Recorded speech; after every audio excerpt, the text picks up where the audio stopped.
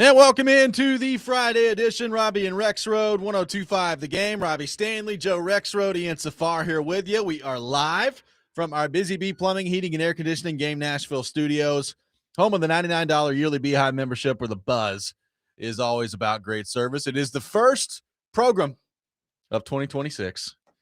Joe, which means we've had programs in 2020, 2021, 22, 23, 24, 25, 26. Wow. Long time of them not kicking us off the air so far. Yeah. Have they not noticed what's going on? Do we need to help someone out? Don't know. So I got a question for you guys real quick. Okay. So I'm wearing my birthday gift. Katie bought me, it's a sweatsuit. It's this olive green, and they call it, her and my daughter, Caroline, they called it, they say it's a set. It's a set. Okay. So my question for you is, am I wearing women's clothing? I think you might be.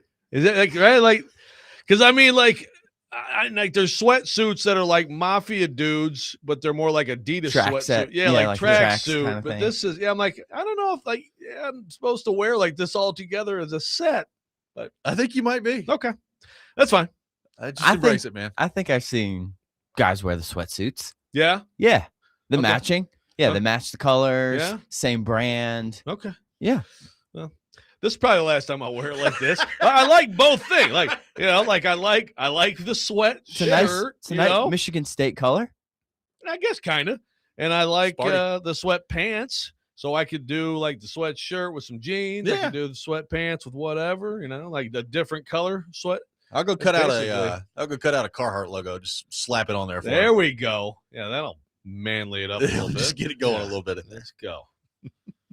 Carhartt's sure getting a lot of free ads on our show. Seriously, man. When are we getting that sponsorship deal? Carhartt, You know? have your people reach out to our people. Yeah, I don't own a piece of that. I don't have any Carhartt. I've gloves myself, but yeah, I found out that I have gloves. That's good. But I like the jackets. I've seen the jackets. Now they look good. It's good. They look warm. They do. They are warm. Love them. Yeah, they look legit. That's the last free ad I'm giving them. It's the last one. Ian, happy New Year. How we doing? Happy New Year, everybody. Doing good, thanks. Had a nice day with the fam.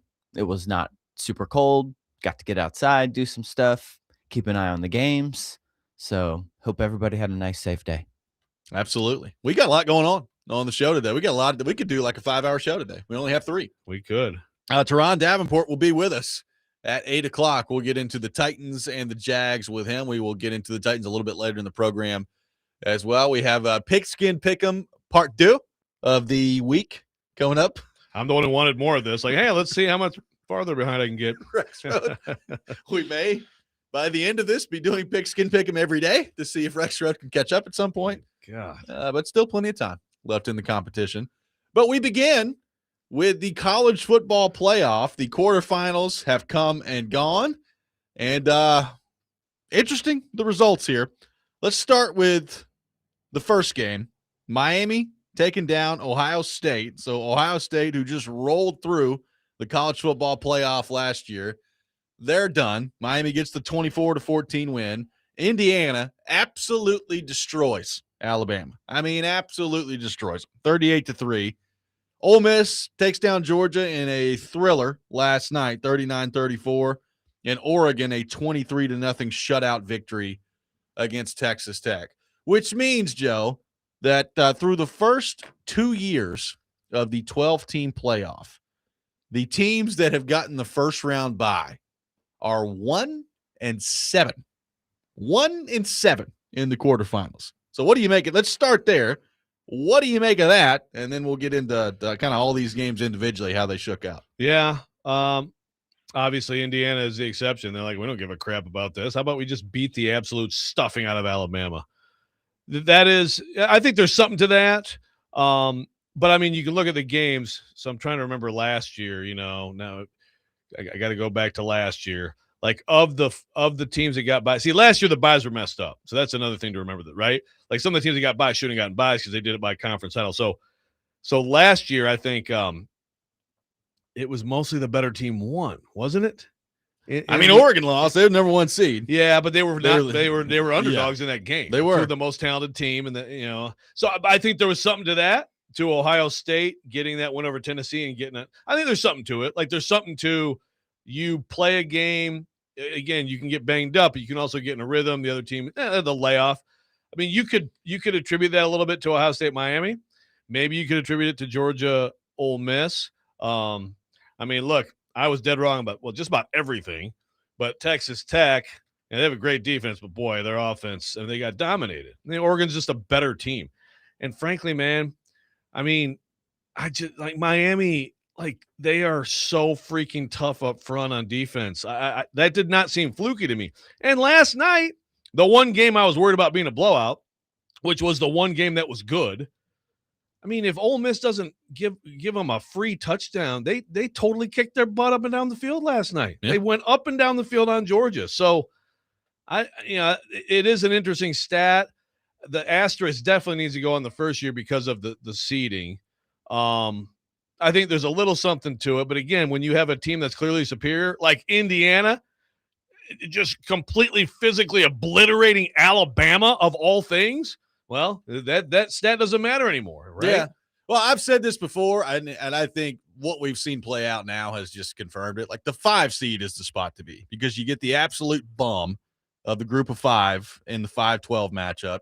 And then you get the lowest rated of the 4 teams that had the bye. And look, Texas Tech, clearly, if you watch the game, I mean, if you didn't see it, you're going to look at the box score and you're going to say, okay, 23-0. Their defense was fine, but it wasn't that great. Their defense, I mean, that game probably legitimately should have been 45-0. Exactly. It could have been an absolute massacre in that game. And Texas Tech, a combination of, I think, Texas Tech's defense making some huge plays.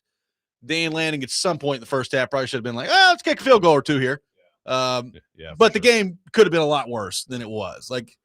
It's 2 years into the 12-team playoff, so it's hard to come away with any sort of sweeping conclusions. Other to me, then, I'd really like being in this 5 spot if I'm a team out there. Last year it was Penn State, and they just cakewalked their way to the semifinal. The 5 spot's a pretty good spot to be if you're in the college football playoff. Yeah, I mean it's just that extra game of exposing yourself to injury, but yeah, that it's definitely played out that way. So now I'm going back. So last year, again, Ohio State just drubs Oregon. So Boise State, right? So Boise State got a bye because the seeding was messed up. Arizona State also got the bye. Yeah, there you go. Arizona State got that was a great game, by the way. That was one of the best games before last night. I think last night is our new best game. And then I guess you could look at that last year with the Notre Dame Georgia game, but Georgia had just lost Carson back, and they had Stockton in there. And by the way, Gunnar Stockton, man, he is he's got to be the toughest quarterback in college football. Dude. He's not the best. He took. I was like, he's dead. Yeah, there were a couple others too. Right back up. It's incredible, but there's a lot to all this. I mean, I still think the biggest takeaway for me is Indiana. Let's see, 2023 Indiana, terrible team, just like all Indiana teams, other than maybe 5 ever. Last year, the story of the sport, get to the playoff. Oh my God. This year, they're going to kill everyone and win it all. They're going to kill everybody and win it all. So, what is it next year? They're going to imply to elevation to the NFL and go 10-7. I mean, it's insane what Kurt Cignetti has done. It's unbelievable. It's great. I mean, it's 38-3 yesterday, and they just totally kicked the crap out of Alabama. And look, I understand.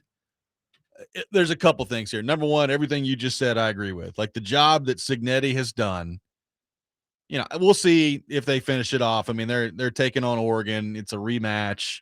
First time they played Oregon, it was a good game, but they won the game on the road, so we'll see what it looks like. But, Oregon's a good team. They could absolutely beat Indiana. We'll see how it goes. They could. I think that's going to be a good game. But, if they roll through here and win the national championship, you're going to have to talk about pretty quickly one of the greatest jobs in the history of American sports, turning that thing around, right?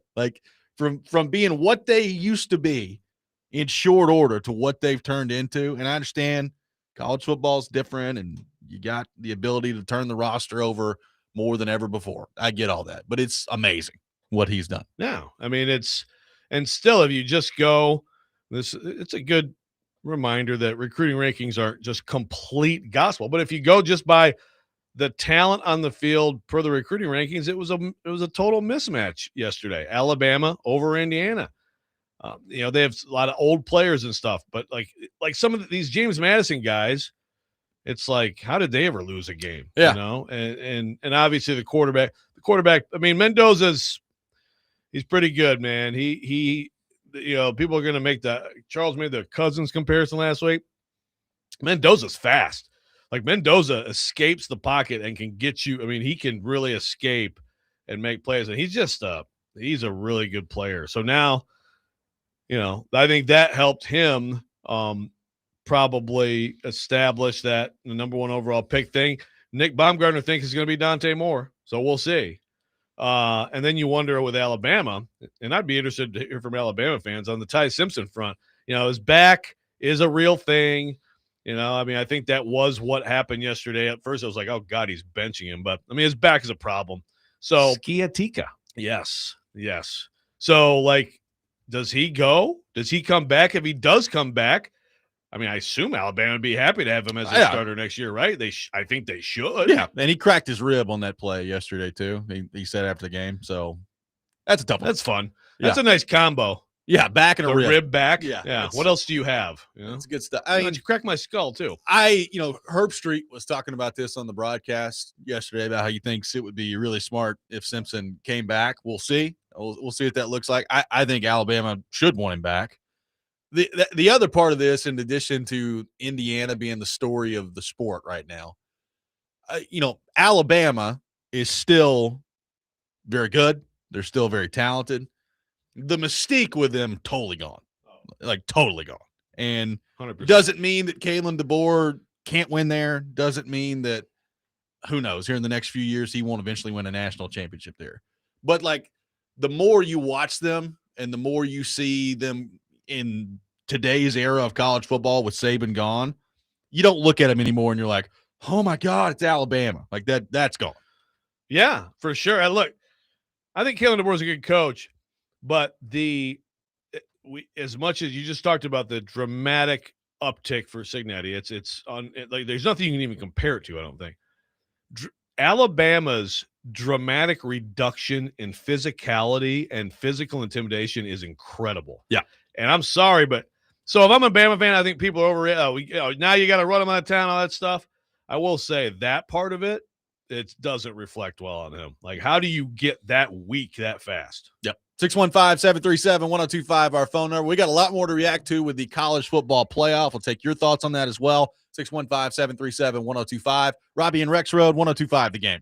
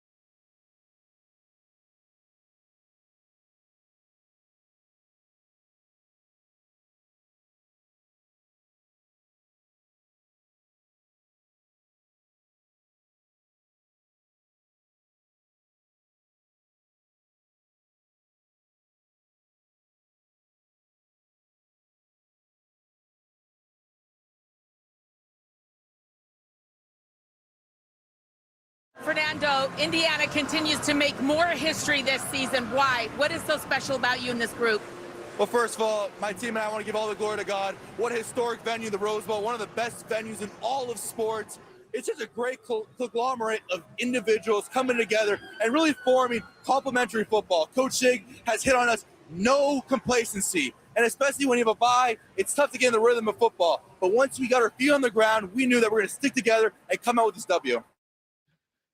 That's Fernando Mendoza after the Rose Bowl yesterday. I think I could listen to his post-game interview every time. I don't care if he doesn't complete a pass against Oregon. Interview him anyway after the game. Is there any way that we could get Fernando Mendoza and Kirk Cousins in the same QB room next year and they could just like play like Battleship every day and stuff? Like it, I mean, like it would truly be amazing. Oh, B4. my goodness. Man. Or what's the Hungry Hippos? I'm thinking a little bit more intellectual, like Risk. Yeah, Risk maybe, is a good one. Maybe Risk. Yeah, there you That'd be go. a fun one. Yeah. Is that the one they did on Seinfeld? Yes. Ukraine, not weak. Yes. Shoots and ladders, all sorts of things. Risk takes a while. You know, You keep wanting them to play like small children We're games. getting board You must be games out there. Get the board games out there. Candyland. Monopoly is a good Monopoly. in between. Yeah. Yeah. Operation. That's a good one. The problem with this is there's a certain segment of children listening right now. Probably have no idea what we're talking about. Yeah, no doubt. Board games, children. Yeah. Look it up. Yeah. So get off your phone. We mentioned the Ole Miss Georgia game. What a performance from Chambliss last night, Dude. particularly in the second half. But I mean, it was amazing. He ends up 30 of 46, 362 yards through the air. And look, I understand, Joe, that we've seen Georgia's defense at different times this year look way more vulnerable than we're used to seeing under Kirby Smart. I mean, look, Tennessee game. I mean, Tennessee lit them up on the offensive side of the ball. However, as the year went on, I thought Georgia's defense figured some stuff out and got a lot better. And that did not matter last night against Ole Miss. Didn't matter that Lane wasn't there. Lane, by the way, trying to get on ESPN. No thanks, Lane. I give kudos to ESPN for not letting him come on. So instead he goes to the LSU women's basketball game with Kim Mulkey. Woo! And they lose at home to Kentucky. Good job, Lane. But anyway, yes, Trinidad Chambliss. Is he the best player? Like, and as amazing as the Signetti story is, this kid was at Ferris State. You look at his offers coming out of high school. It's like Wayne State and a bunch of like small schools in Michigan, coming out of GR, Grand Rapids. And he's a good player at Ferris State. And okay, they find a guy who can be a nice backup for him, for Austin Simmons. Is he the best player in the tournament? He was unbelievable last night. And you're right. Because Tennessee did finally light him up this year, I still continue to ask myself why consistently Georgia can't deal with that same offense when Ole Miss runs it, but they've been able to deal with it when other teams do. Yeah. But, man, Charlie Weiss Jr., he may be splitting his jobs up, but 3rd and 5, in their own territory, Georgia's thinking they might just run it because they don't want us to get it back and have a shot, and we're going to overtime. Or at the very least, they're going to try to move the chains and all that, and they just say, boom, let's just throw the fade. Man, I just love the call and the play. I mean, Chambliss is he's tremendous. Wow. I mean, Ole Miss Miami, it might be good, man. It might be really good. Well, and frankly, I'm glad Ole Miss won, because if they didn't, all we'd be talking about today was the missed face mask call. That was just, I don't know how you missed that call. I mean, his head got turned around basically in a 90-degree angle. But several of you could have seen that. Yeah. I'm glad they overcame that, because if they hadn't, boy, that'd be a big talking point today. Oh, big time. Yeah. No, that crew, there's a lot of, and at some point we'll probably get into the whole Big Ten, talking trash, SEC, all that stuff. Oh, yeah. Great day for the Big Ten. And then it's like the Big Ten officiating crew grinds everything to a halt. Like Ole Miss celebrated like 4 times. Like, no, back to the sideline. Get on the sideline. Yeah. And let's have this weird play at the end. And they had to put the stage back on, and the stuff, the confetti had already come down. Boy, that was good stuff. Terrible crew. God. Good stuff. Let's head to our phone line, driven by WilsonCountyHyundai.com. Welcome in Blaine to the program. Blaine, good morning. Thank you for calling in. Good morning, guys. I think the main difference of the Georgia game, we could not get pressure on Chambliss with our front four, so we had to bring blitzes, and he just lit us up. And that was the difference of the game. It's very disappointing. Our defense let us down a lot this year, so it's just disappointing this year. You give all credit to Ole Miss and Chambliss, and they played a great game. So when they talked about that, and also I gave you guys that Miami moneyline pick last week. I told you they're going to win. They are legit. So thanks a lot. Talk to you guys soon. Thank you, Blaine. Appreciate it. Yeah, I mean, Miami, we talked about the style that we expected in that game heading into it, the slobber knocker that we thought it was going to be. And it played out that way. I mean, 24-14, relatively low-scoring game in college football nowadays. That front with Miami, they are a problem. And I understand the conversation continued this weekend of Reuben Bain and I guess how short his arms are going to measure at the NFL Combine. Yep. I get it. And I understand the association with that. And, if your arms are under a certain length and you're a high draft pick, it hadn't worked out very well in history in the NFL for that. I understand that. I watched that dude play, and I think he's probably going to help somebody at the NFL level would be my guess. Yeah. No, he's a heck of a player. Yeah, it's some people, and maybe people are right. I mean, I saw Booger McFarland he's just going to be a great 3 technique. Maybe that's what he is. Bulk up a little bit, be a game-wrecking 3 tech, whatever. He's going to be in the NFL. He's going to be picked in the first round. Someone's probably going to get him in the teens, and they're probably going to be real happy they got him in the teens. Mesidor also is a ridiculous player for them. I mean, they are and look, it's kind of too bad. I think Ole Miss should be America's team. I mean, I know it would be an incredible story. What if we get Ole Miss Indiana? What do you even do? Team. What's so that? I can't bring myself to root for another SEC team. So I'm going Indiana. But I hear you on the America's team thing. That is interesting. Even Ole Miss, huh? No. You can't even no. That's interesting because I feel like in the SEC, there's more root for the SEC team. Yeah, not with me. Not with you. Yeah. Interesting. Yeah, my buddy's like that. He's a Tennessee fan, but he always roots for the SEC, teams. Yeah. And that's like that in Big Ten country too. I mean, everybody, Iowa beat Vandy. Which we'll get into at some point. But I had a great thought and I just lost it with my brain jostling around here. Sorry about that. No, it's not your fault. But the Ole Miss, I had a good point to make. America's team. Yeah, America's team. I don't know. Say something else. I'm really pissed off because I had a great point. Well, and I was going to bring this on the up. tip of my tongue. Look, there's a lot that's played out in the 12-team playoff the first couple years that, frankly, I don't like. I think we've gotten a lot of dud games, which I don't like. However, I will say the Final Four that we've now gotten to with Miami, Indiana, Ole Miss, and why am I blanking on the other team? Oregon.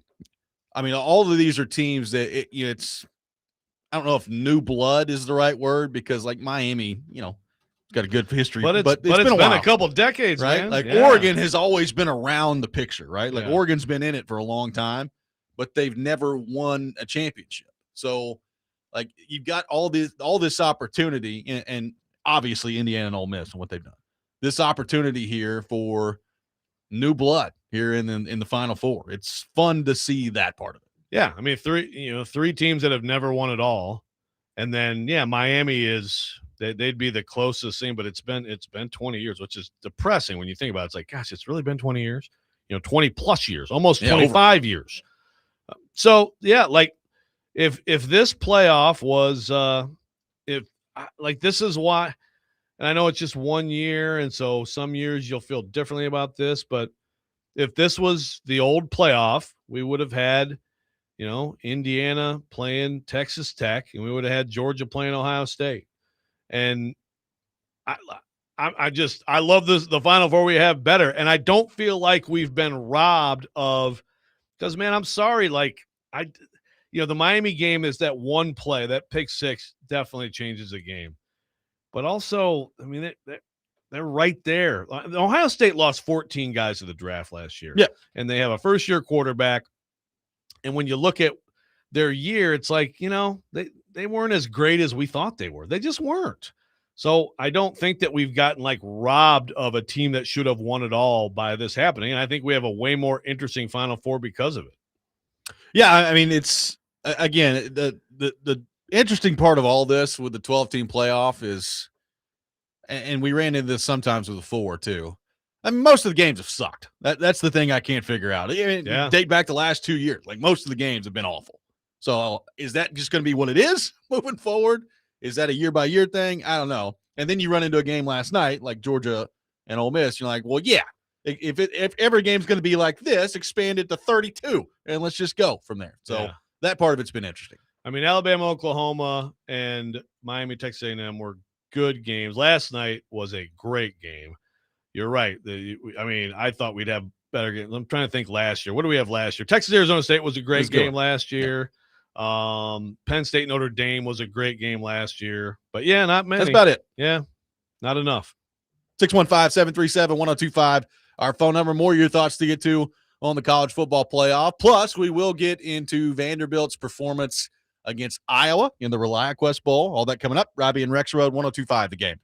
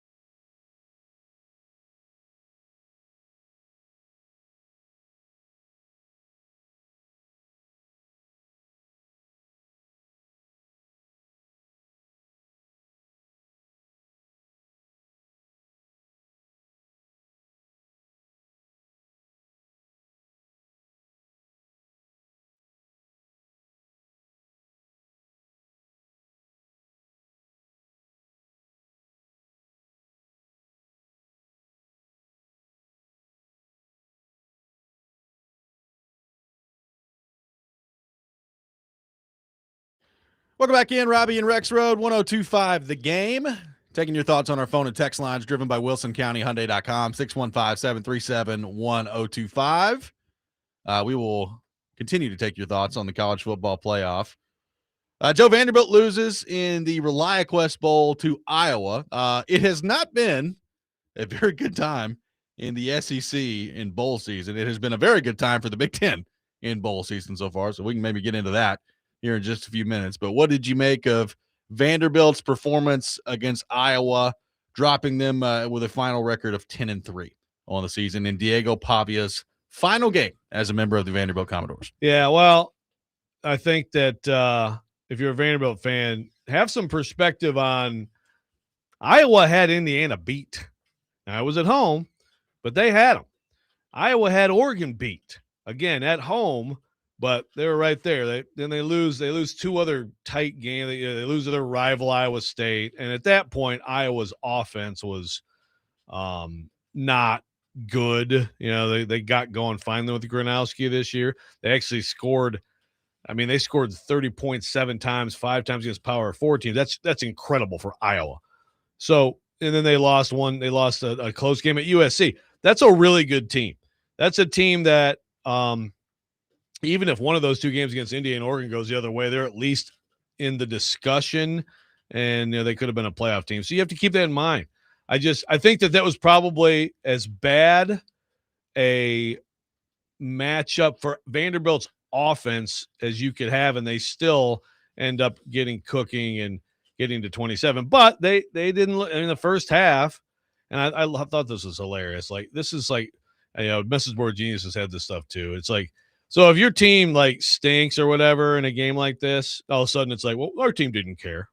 Our team didn't care about this. We didn't care about this game. And it's like, guys, this is the best bowl game in Vanderbilt history. Also, you're pissed about not making the playoff. You can't sit here and tell me you don't care about this game. You're not playing well. You're getting your butt kicked by a good team. So they came back, to their credit. Pavia ended up playing well. It wasn't, obviously in the first half, they all played poorly, including him.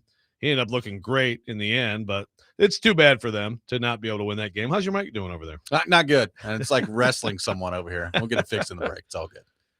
Good stuff over here. Yeah, I thought Iowa, first off, Iowa has more of a pulse offensively this year than any Iowa team I can remember for the last 20 years. So that's good.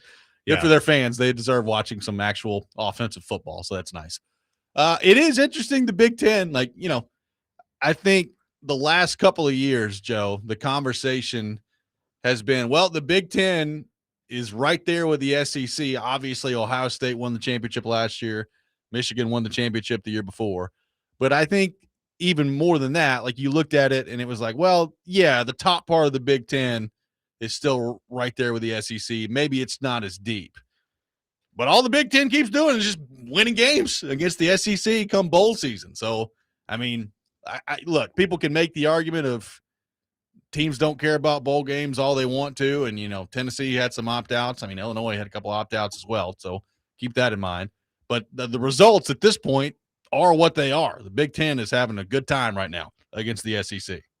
Yeah, it was like as of, I guess, my days are so mixed up, but as of, I guess, Wednesday, midday, it was like, oh my God. Then Nebraska gets just blown out. Texas blows out Michigan. So it wasn't all bad or all totally lopsided. But yeah, look, I think that you have to be careful with the bowl results turning into a referendum on the conferences. But I do think the SEC is not as good. It's not as good as it was. Matthew from Jolton says, once paying players became legal, the Big Ten caught and passed SEC quickly, at least the top of the Big Ten. From top to bottom, the SEC is better, but the top of the Big Ten is better. I think there's something to, again, big-time college football programs, to act like it was only happening in the SEC is to be very naive. But I think the SEC led the way in paying players and doing whatever it took to get talent. Also, the SEC, a lot of their schools are around some of the best areas of talent, so you have to keep that in mind too. But, yeah, I think there's something to obviously like in Indiana. They're using resources. They're paying people. They're competitive. I don't think that they're out there paying insane amounts of money. They just have freaking Signetti just completely running circles around any coach he encounters. But there's an obvious example of a program. Now, again, the SEC has a Vanderbilt coming in. And, that's the best thing about this era is that you have like that happening. You have Ole Miss right now with a chance to win it all.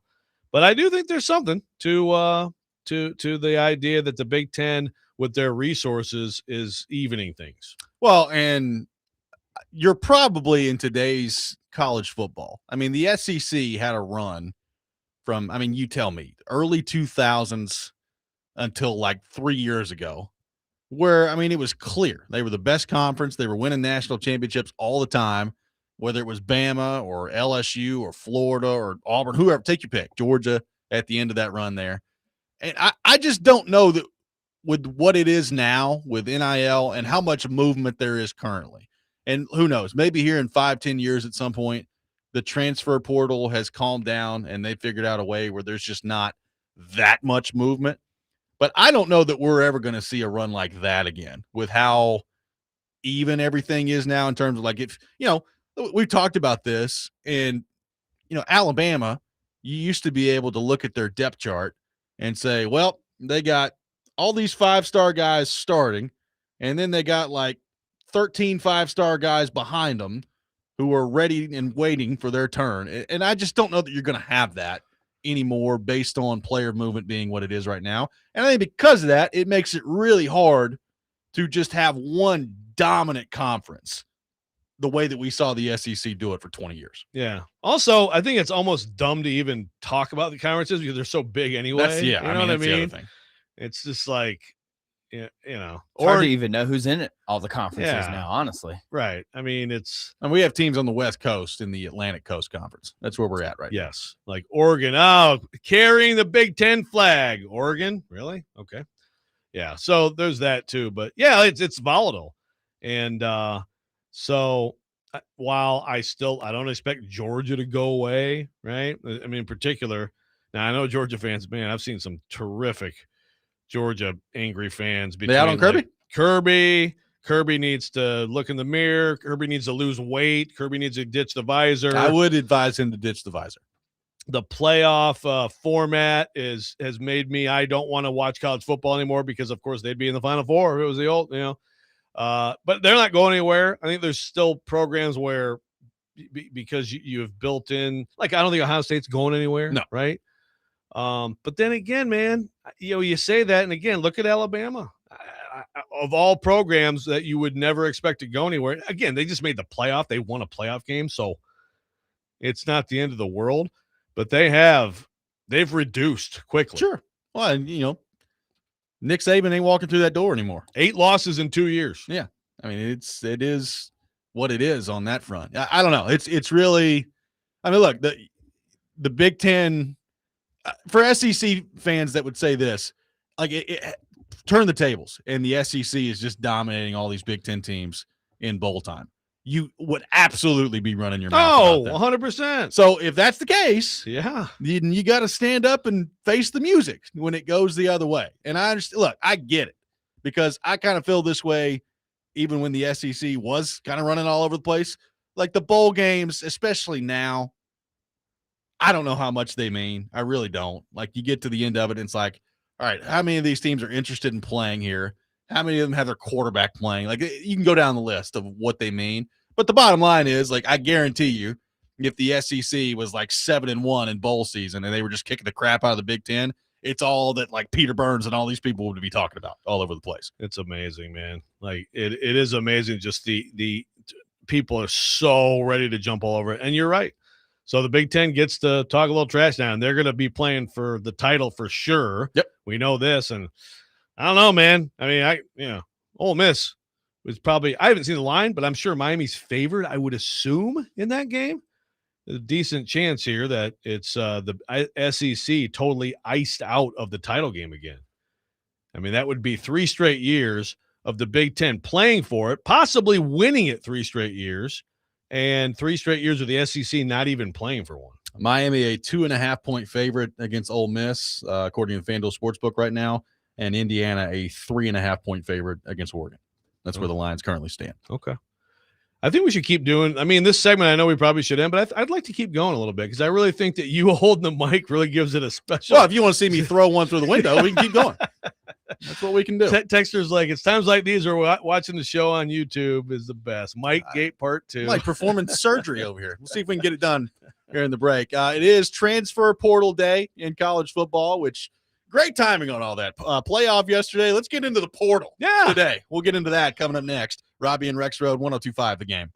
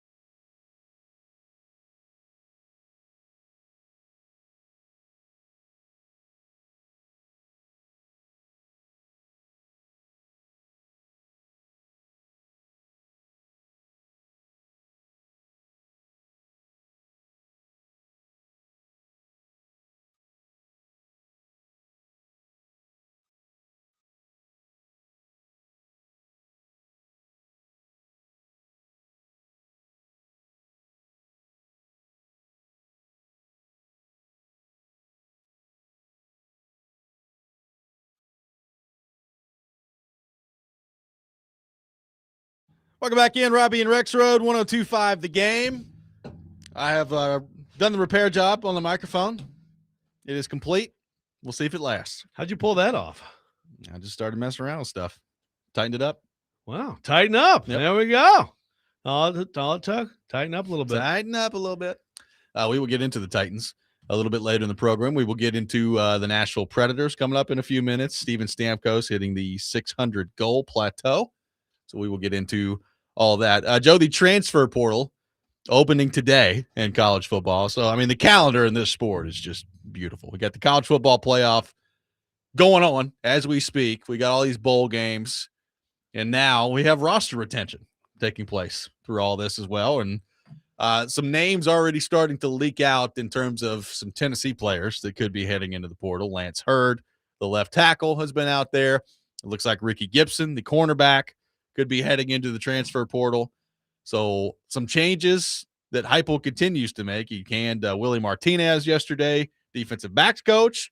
Yeah, the strength coach being fired by Josh Heupel. So in the aftermath of the Music City Bowl, Joe, some more coaching moves made by Josh Heupel. Well, that's the thing. Obviously, there's a lot of stuff that's about to materialize in the portal, and Gibson is a loss for sure. But wow, strength coach Martinez has been with him since way back at Oklahoma. I mean, it's one of those things where you could look at it two ways. One is a Tennessee fan and be like, good, get in there. And it's about absolutely getting the best people, and the loyalty stuff has a limit, and you just have to get the absolute best staff you can get. And you can also look at it like it seems a little bit desperate. Yeah, I mean, I wonder how much of this is Jim Knowles being like, hey, I really need my own guys. Like, I think with Martinez for sure. Yeah. I think that definitely would make sense. Yeah, I could see that being the case. You know, on the portal front for Gibson, you know, how much of it is, you know, they've moved on from Tim Banks and that's his guy and he wants to go check something out somewhere else. How much of maybe behind the scenes, I know I saw some Tennessee fans wondering this yesterday, how much behind the scenes is like, has he heard that Tennessee is going to be extremely aggressive bringing in corners? And he's like, screw that. I'll just go play somewhere else. I don't know. I don't know what it all means. I would say this, like if you're a Tennessee fan, if you're a Vanderbilt fan, I mean, over the next couple of days, you're going to see people hit the portal and you're not going to see where they end up.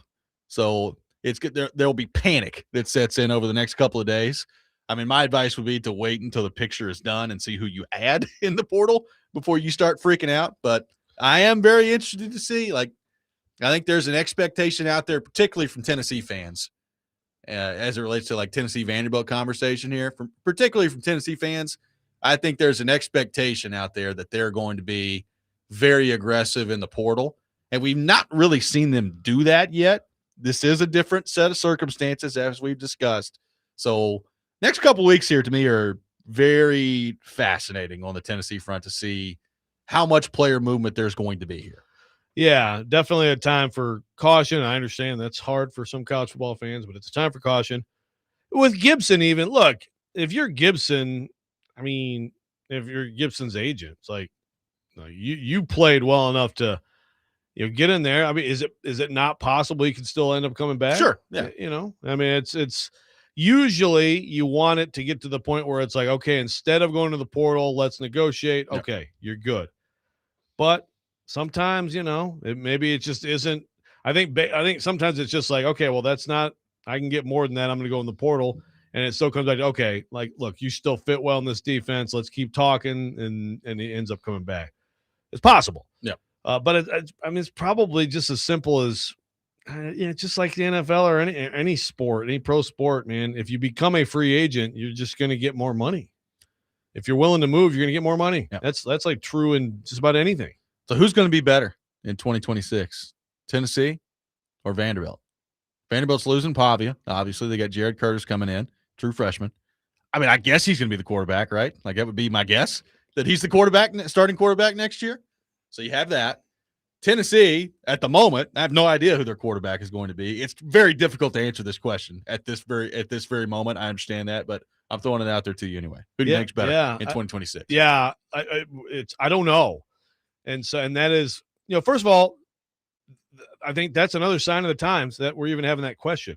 I mean, even in years where like Vanderbilt was beating Tennessee, that you didn't think Vanderbilt was like going into a particular year like they weren't better than Tennessee, right? On paper, no way.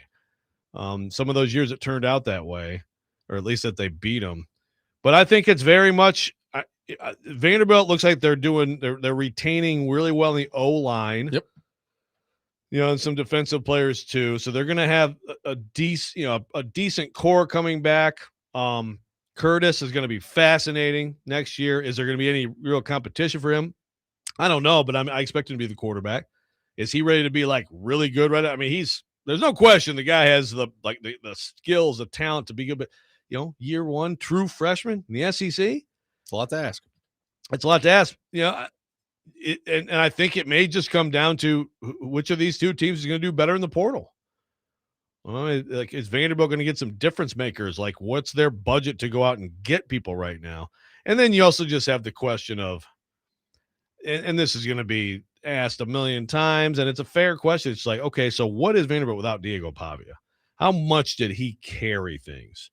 I think some people have underrated him locally and again, I know that some Vols. I mean, the Vols hate for Pavia. There was some great stuff when they lost.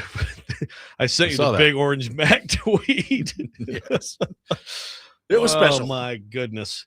But look, he was an incredible player and set the tone and all that stuff, changed the attitude, and was, to me, the best player in college football this year. Losing that, how are you not taking a significant step backward? I mean, you would think so. But again, that's a lot of talent that Jared Curtis has. I've seen this from Tennessee fans too. It's like, so you mean to tell me that Jared Curtis is going to come in and be the starter for Vanderbilt next year, and we can't get Faison Brandon on the field from now until August? Yeah, that's what you mean to tell me. Which, look, maybe that's the plan. I have no idea. Maybe Heupel's looking at it right now and be like, yeah, I mean, Faison Brandon's going to be our quarterback.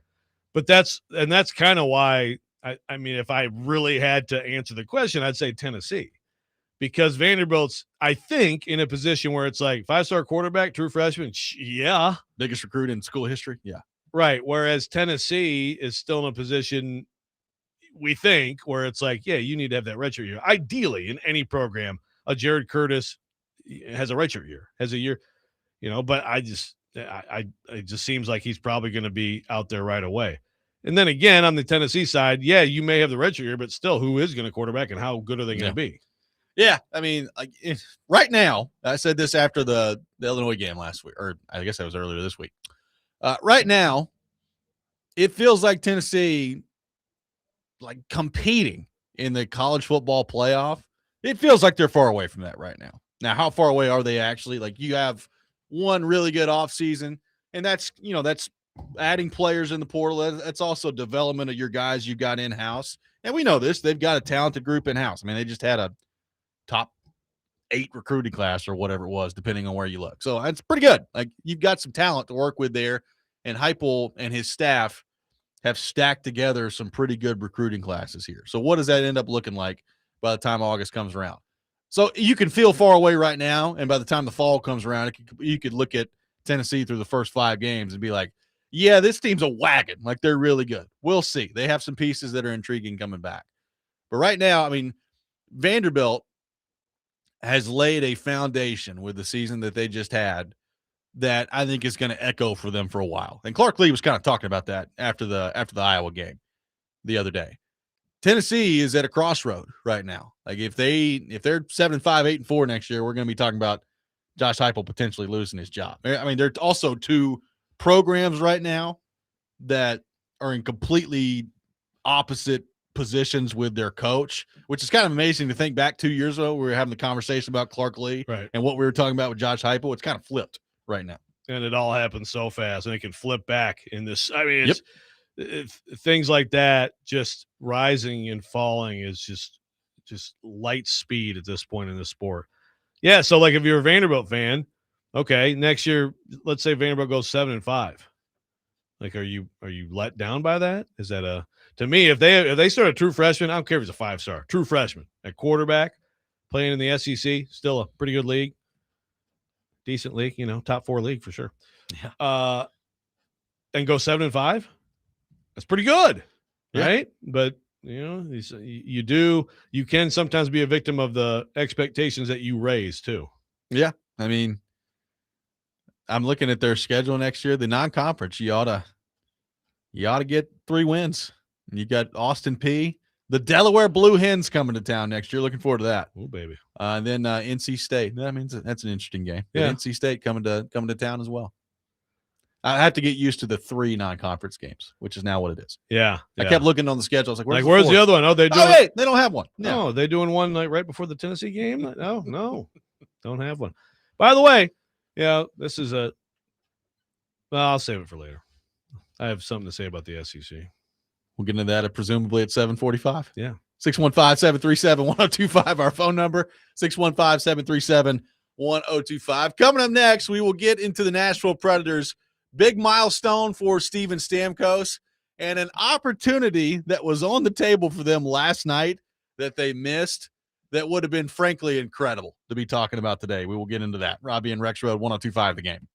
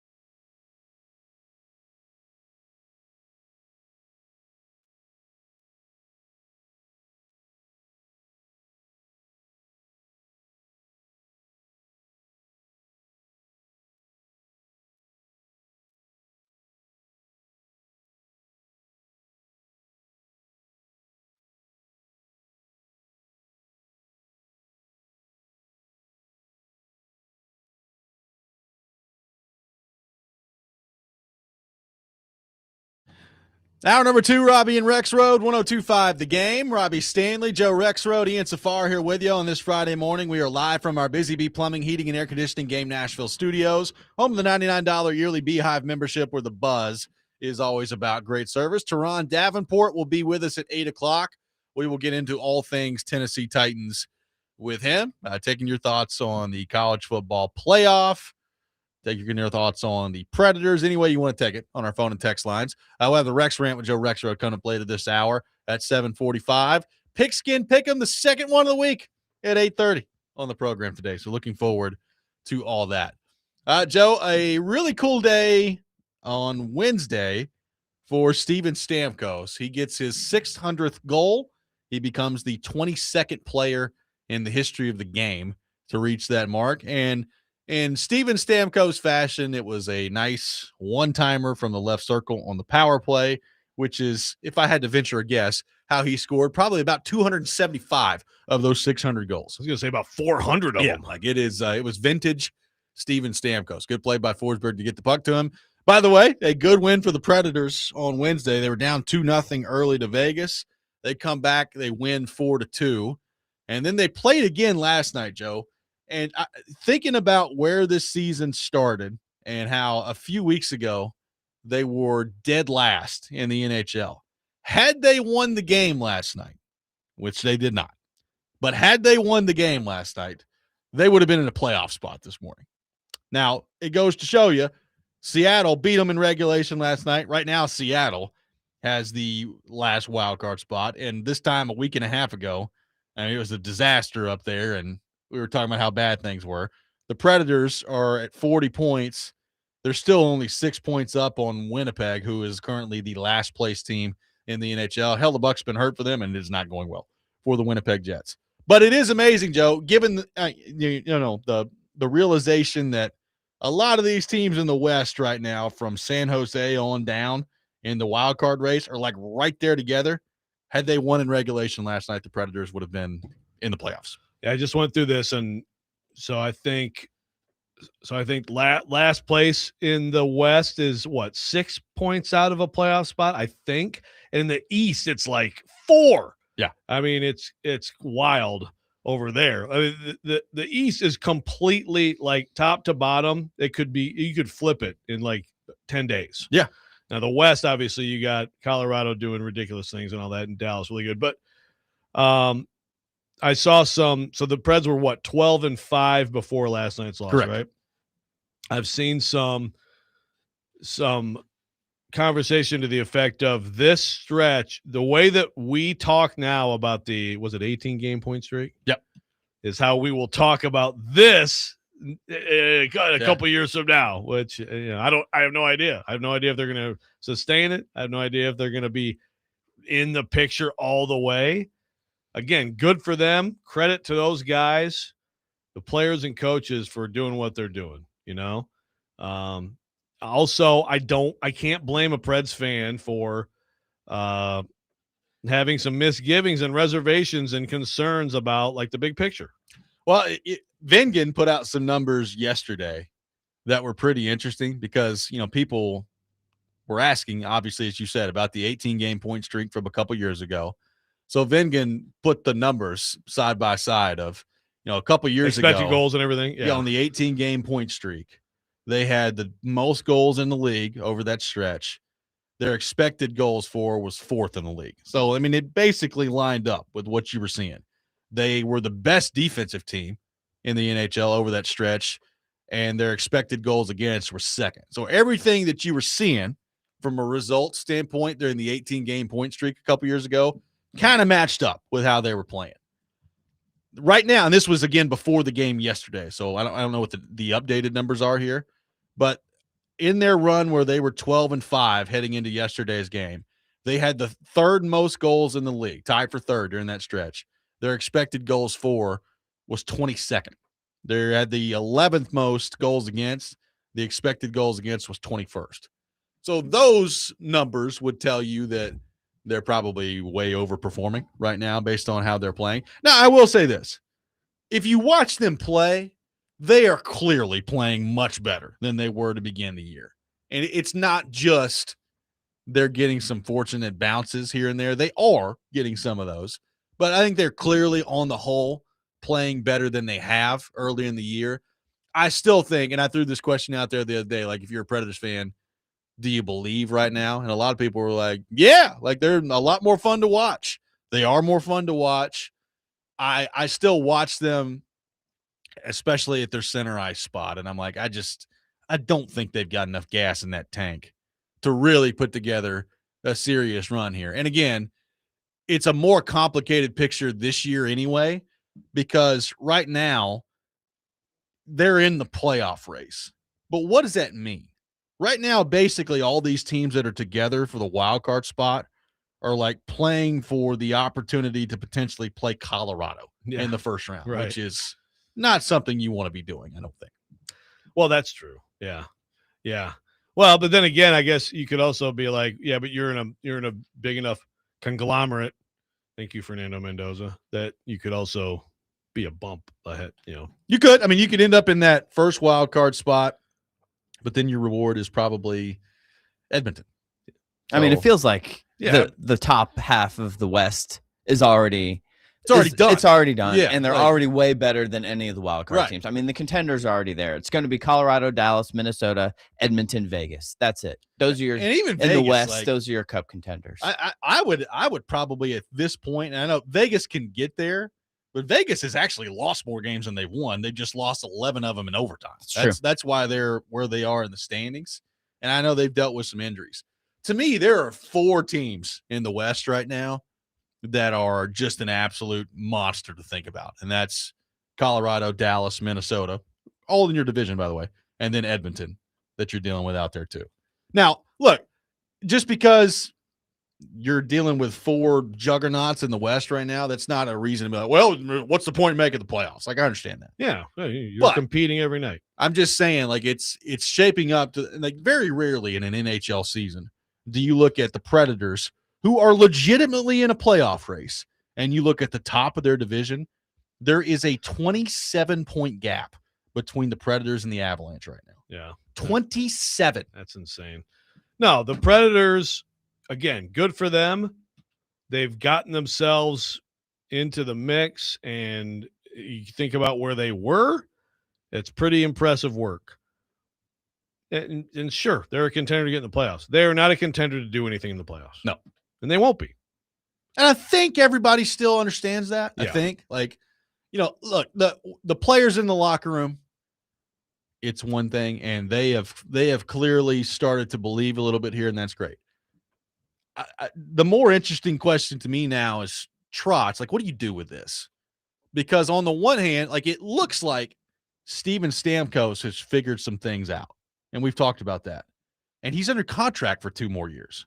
So I would assume that in the next few weeks here, I mean, the Olympics are right around the corner.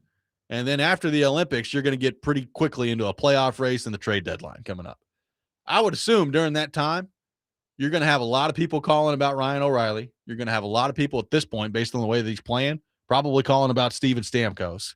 And then you can add a few more guys to the mix if you want, whether that's your Buntings or maybe even Marchessault, who I know he's been hurt right now. What do you do with that if you're Barry Trotz? Because on the one hand, like, what if you're in the same spot you are right now, which is a point or 2 out of the playoffs? Do you just punt on it? Because that would honestly probably be what I would do. Like, I would probably listen to what I think are going to be pretty good offers, particularly on O'Reilly, that you're going to get. And it would probably be to the point where I'd be like, yep, I'll do that. Does Barry Trotz do that? And if he does, what does that do for the veteran guys that are left around after the trade deadline? Because not all of them are going to be moved. Mute.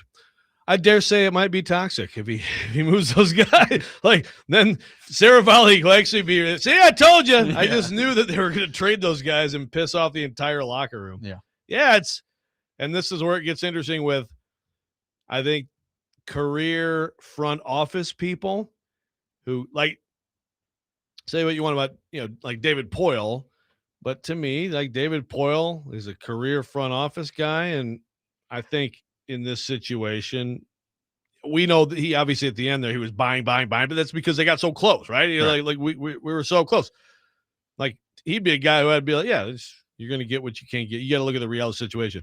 Trotz is a coach by trade, and he's connected to the locker room and to the players and to the coaches. And I do wonder if that is going to tug on the heartstrings a little bit and convince him to let these guys play it out. I don't know. It's going to be interesting. Like John from Nashville says, I understand what you're saying. However, don't forget the Preds have beat the Avalanche, the Wild, and Vegas. Now, could they beat them in a series? Probably not. That's what John says. I understand that. Yeah. A regular season win here and there happens from anyone against anyone. Probably not. I mean, I understand that it doesn't happen very often against Colorado this year. But yes, to your point, it's worth noting. But like I just look at the roster, right? Like you're looking at it when it comes playoff time. We've talked about this a billion times. When the playoffs come around, your center ice depth in particular is just so important. And right now, I mean, like the Predators have Ryan O'Reilly playing at a high level, and that's good. And then beyond that, it's like, well, get what you can get from Eric Holla. You know, Svechkov is playing a little bit better. Sure. So that's been good to see. But they just don't have it right now at center ice. Right. So if they were, looking at this like they really want to do something, they'd try to bolster that. But that would be, I don't think that would go over well. That would be malpractice, frankly. Yeah. 615-737-1025 is our phone number. 615-737-1025. Titans taking on the Jags this weekend, the last game of the regular season. Can they hang in there against a team that totally dominated them a few weeks ago? And if they could get a win and spoil Jacksonville's divisional hopes, how big would that be for this group heading into the offseason? We'll get into that. Robby and Rexrode, 1025 The Game.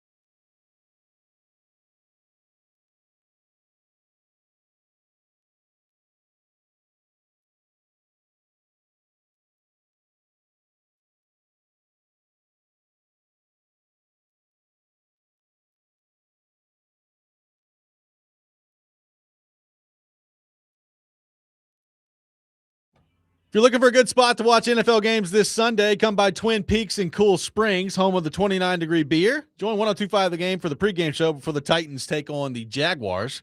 Pregame show brought to you by Parma Tractor and Equipment and Old National Bank. Taking your thoughts at 615-737-1025.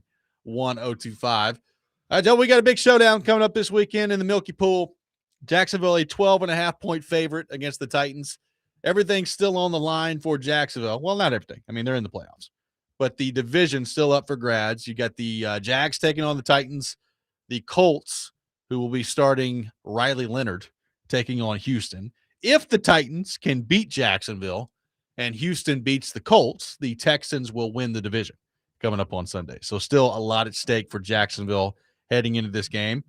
I mean, I guess that there's a chance that Jacksonville could still get the 1 seed if Denver loses their game, which will not happen, against the backup quarterback-led Chargers, Trey Lance. Trey Lance time. And then New England playing Miami this weekend. If they both lost, I think Jacksonville would end up with the number 1 seed. I would not expect that to happen, but I guess it's technically still on the table for Jacksonville. So, Joe, on the Titans front, this will be the last time we see them play for several months. It is an opportunity here against a team that basically just totally embarrassed you a few weeks ago. And we talked about there have been a lot of bad performances to sift through and to choose from from the Titans over the last few years. The Jacksonville game at home a few weeks ago was right up there with pretty much any of them when it comes to futility and what we saw. The Titans have played better since then.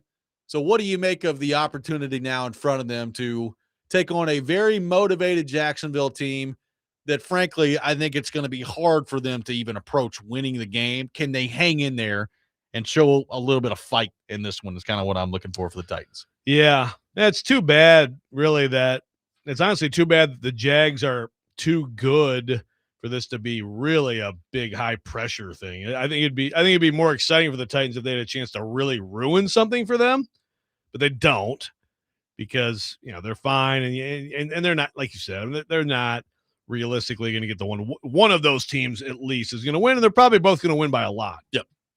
So it's kind of too bad that you don't have that, because I do think psychologically, if a bad team late in the year plays a team, especially a division rival, which is always at the end of the year, and has a chance to mess something up for them, I think sometimes that really plays into these games.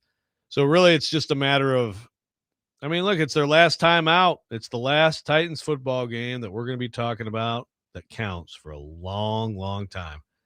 How much do they care right now? Because last week they just sort of disappeared in the second half when it was like, hey, they actually are putting together a little run here late in the year, and their defense just evaporated.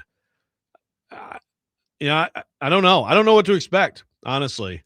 I expect them to fight. I expect them to be up for this game because, again, it's just like us talking about it or watching it. They also only get to play 17 games. Like, football players do like to play football games. Yep. Typically, So I think they'll show up, and I think they'll be motivated. It might just be that they just match up so poorly that it doesn't matter. Yeah, I would hope that it looks significantly better from the Titans than it did against the last time they saw Jacksonville. If not, then I guess I don't really know what you take away from that. Like, if they just get absolutely destroyed and look, frankly, like they don't have a pulse, which is what they looked like the last time they played Jacksonville, that to me is a problem. Like, I don't expect that. Like, I think there's a chance that they could lose this game by double digits for sure. The last time they played Jacksonville, frankly, they looked like they just didn't care to be out there. And that was the most concerning part. Kuharski basically asked them that after the game, and, Skoronski and others have talked about in the aftermath of that, how they use that as kind of a rallying cry to show that they give a darn. Yeah. So I expect that part of it to be there. Trevor Lawrence and that offense are playing really well right now. And the Titans, the reason that I'm just nervous that this is going to get out of control is because the secondary the Titans are tossing out there. Like, we saw it last week. When you have the secondary that they've got right now, I just don't know how realistic it is to hang in an NFL game against a quality opponent. Yeah, secondary like that, you better support the heck out of them with one fierce pass rush, or it's just going to go poorly. And yeah, that's the thing. It just may be a bad matchup and just a much better team beating a much worse team. But yeah, you want to see wherever the Titans have an opportunity, again, you want Jeff Simmons to do as much as he can to wreck the game. You want to see the offensive line be physical and run the ball like they've been doing. And of course, Cam Ward's going to have to play really, really well. And it's important for him, obviously, to go out on a positive note and, and try to have a little bit of momentum going into the offseason. But, I don't know. I mean, like how excited are Jacksonville fans? Like, is this going to be, a full house? Like, are they like all riled up in Duval about this team? I mean, they should be, but you kind of never know with that whole thing too. I mean, I'm looking at Titans and Jags on StubHub. I can get in section 436 for $65. Okay, that's actually not terrible though. Like that probably means it's going to be pretty close to full. What section is the Milky Pool? That's what I want. I don't know. It's in the one end zone. They're probably going to need to get extra expensive. Extra chlorine for this one. What's the temp? Is it going to be? That's a good question. Is it going to be swimmable that day? I mean, those people they put enough antifreeze in themselves before games. It's going to be 61 on Sunday. That's a little boy. cold. Is that thing heated? I was going to say I don't know if it's heated other than naturally heated by like suntan oil and. Yeah.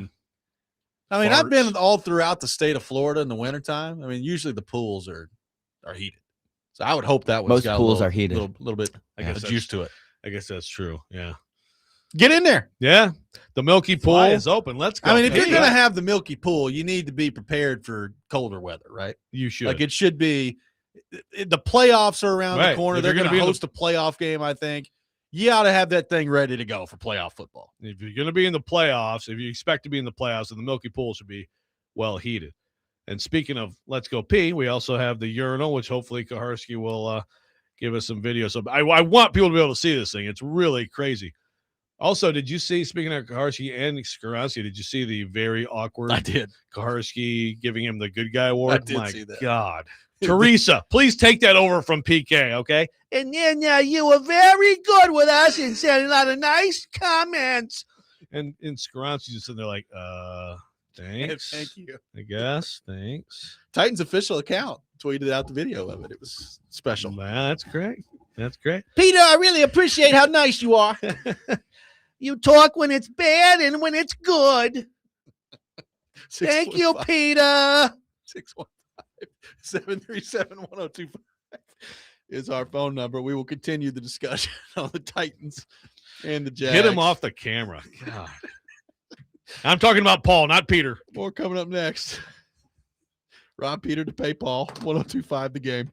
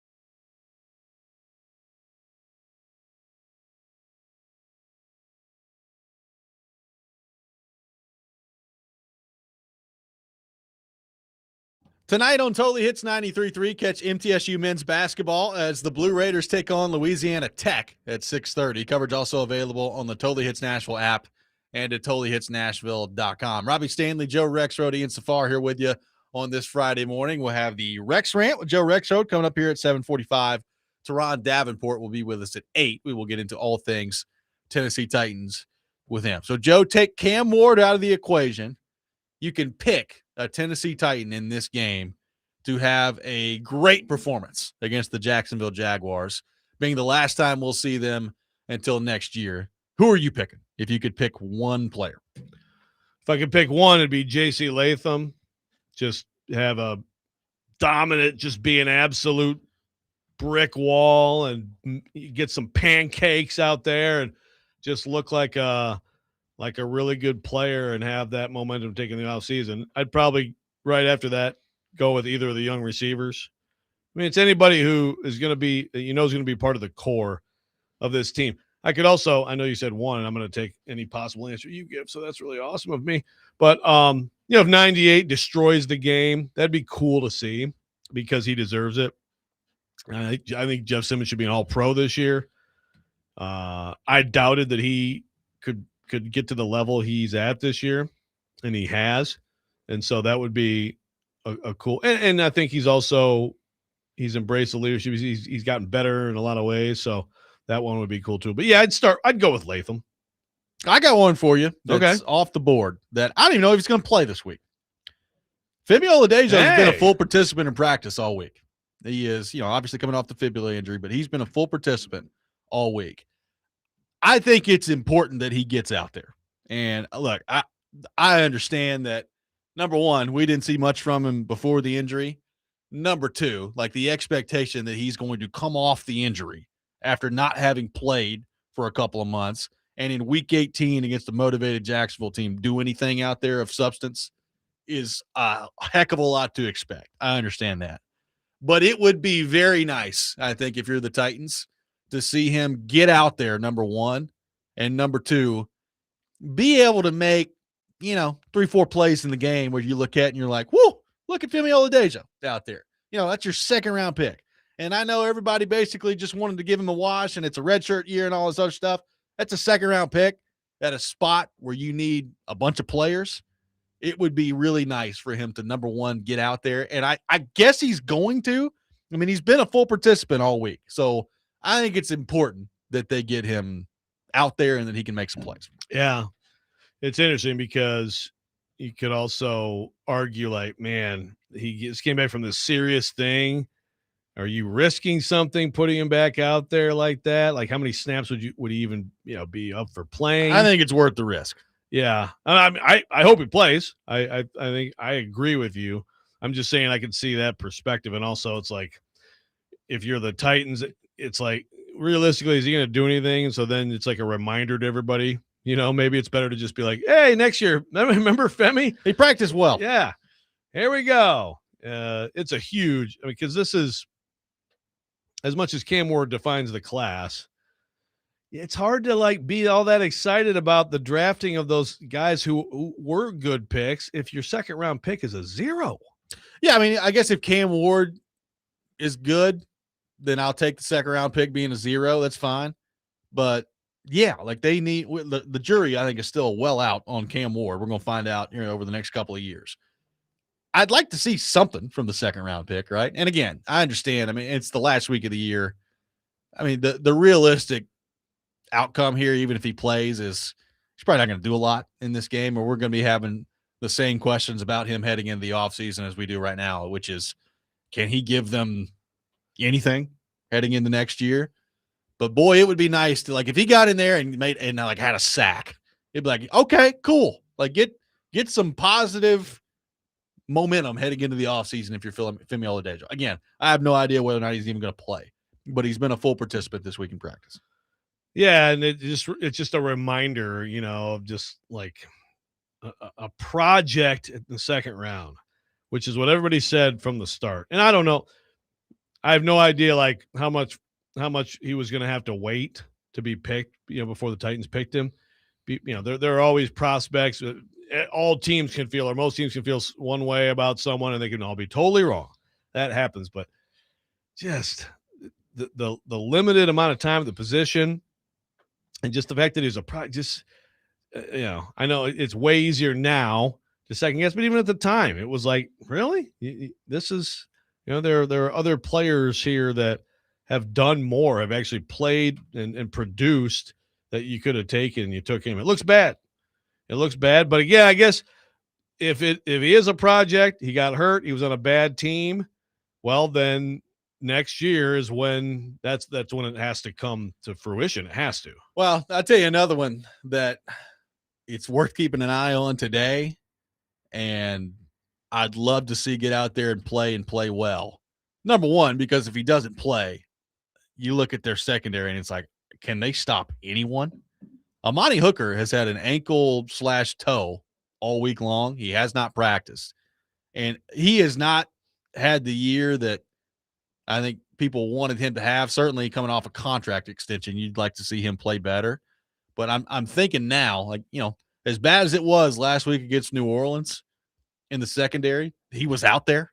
If he ain't out there on Sunday, like, is Trevor Lawrence going to throw an incompletion in the game? Yeah. Blitz a lot, maybe. Denard Wilson. You got whoever's playing safety, send him on blitzes a lot, and just like hope that he's off target. It's not great, and not a great, just the whole year for Hooker. Not a great year for him. Certainly not surrounded by what you want to be surrounded by at that spot, but you sign that deal, and now you get into injuries. He has been more durable this year than some years of his career, but it's kind of it's a little bit concerning, I would say, big picture with him. And certainly in this game, that'd be ugly. Could be ugly. Could be ugly anyway, but almost guaranteed being ugly now. I mean, their secondary is in such a rough spot right now. I mean, they're going to be trotting out a secondary either with or without Hooker, but certainly without Hooker on Sunday if he can't go. That is, I mean, you're going to look at it and you're going to say, the question in your mind is going to pop up. Is this the worst secondary I've ever seen in an NFL game? Like, just purely by who is out there for them. That question is going to come into your mind when you see the Titans secondary that they throw out there this weekend. Yeah. Is this the worst one I've ever seen in the National Football League? Yeah. It's up there. If you have no one close to, well, I understand, like Winston is a guy who, of course, down the road could be good, but basically no one who should be a starter, is a starting level player, and basically practice squatters the entire. You don't see that too often. I mean, I'm sure you see it some. There's probably fans of other teams that'd be like, oh yeah, let me tell you about 2007. I mean, I guess I'd like to go back to like the 2008 Lions and see what they had tried. I forget, but it was probably really bad. But still, usually you have one or two clear, that's a starter in the NFL players out there. Yeah, and they could be with. And now, hopefully Hooker can get out there, but even with or without him, they're going to be in rough shape in the secondary. So, that's a depressing end to the conversation of who we'd like to see have a great game on Sunday for the Tennessee Titans, but they're limited on the defensive side of the ball right now with what they could do. I mean, Latham is obviously really important here. What are the Titans going to do at running back in the offseason? I will say, and I know Corey Curtis brought this up earlier this week with us. Spears is pretty bad last week against the Saints after being pretty good the previous weeks before that. So can he rebound? I don't know that. Like, if Tajay Spears has a great game on Sunday, I don't know that my outlook on him is going to change. Like, to me, he is a nice third down back for you to be able to have. And I don't think he's ever going to be really anything more than that for the Titans. But it would be nice to feel pretty good about him heading into the offseason without knowing exactly what they're going to do at running back. Like, Breece Hall keeps being a name that Titans fans throw out there. We'll see if they get that aggressive on the running back front. There have been some Titans fans we've heard from that look at what Pollard's done over the last month of the season and say, well, why not just roll it back one more time with Pollard? I'm very interested to see how the Titans approach that. My guess is that they're going to move on from him, but I don't know that. Yeah, I think you can do better. I think you go younger. Speaking of Corey, I heard a good argument between Corey and Jake Lyman on that, with Corey making the case that Pollard would make sense to be back next year. I think you got to try to be a little bit better. Like Caleb says, Spears not running back one material. No, and no one thinks he is. I think the question with Spears is Spears important as your third down back moving forward? Is that, I mean, you can't address everything. And again, I think Spears is, good guy to have around, all that stuff. So I kind of think he'll be around. Is Mullings a guy that like they feel like is going to have a big offseason and maybe be able to get more work, or is he just the occasional goal line back? I mean, it's hard to know. I mean, he's barely played this year. I mean, on the offensive side of the ball, he's gotten 3 carries for 7 yards. So I have no idea. Yeah, he had the 1 carry last week. I thought it looked pretty good. It's like that's one of those things where, I mean, I guess I wouldn't mind seeing a little bit of work for him in a game like this. He probably won't get it, but I mean, he's gotten 1 carry in each of the past 3 weeks. 1 for 3 against San Francisco, 1 for 0 against Kansas City, and 1 for 4 last week against New Orleans. That 4 so yard, he's going to get 1 on Sunday at least. That 4-yarder looked pretty good. Just saying. It was as 4-yard carries go, not bad. Good-looking 4-yard run. Yeah. Give him 2 carries this week. 615-737-1025, our phone number. The Rex Rant with Joe Rexrode coming up next. This is Robby and Rexrode, 1025 The Game.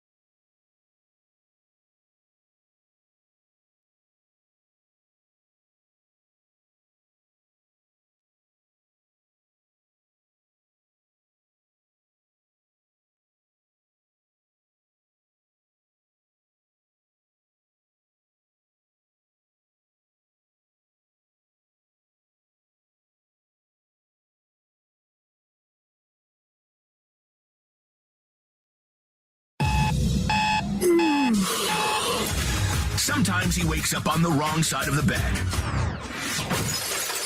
And sometimes he's just, well, Joe. Awkward moment. Let's do it. This is the Rex Rant, now on Robby and Rexrode. Joe, we got a big showdown coming up this weekend in the Milky Pool. Am I wearing women's clothing? Joe, do you have pointy nipples that show through the polo? Is that thing heated? I was going to say, I don't know if it's heated other than naturally heated by like suntan oil. And I would let them pee around the field. I come from Ukraine. You not say Ukraine weak. Ukraine, not weak!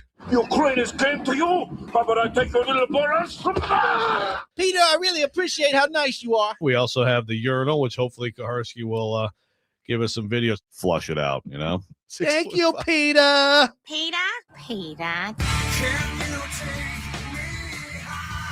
It is time for the Rex Rant, brought to you by Functional Medicine of Tennessee. Heal from the inside out. Check them out at functionalmedicineoftennessee.net. Joseph, the floor is yours.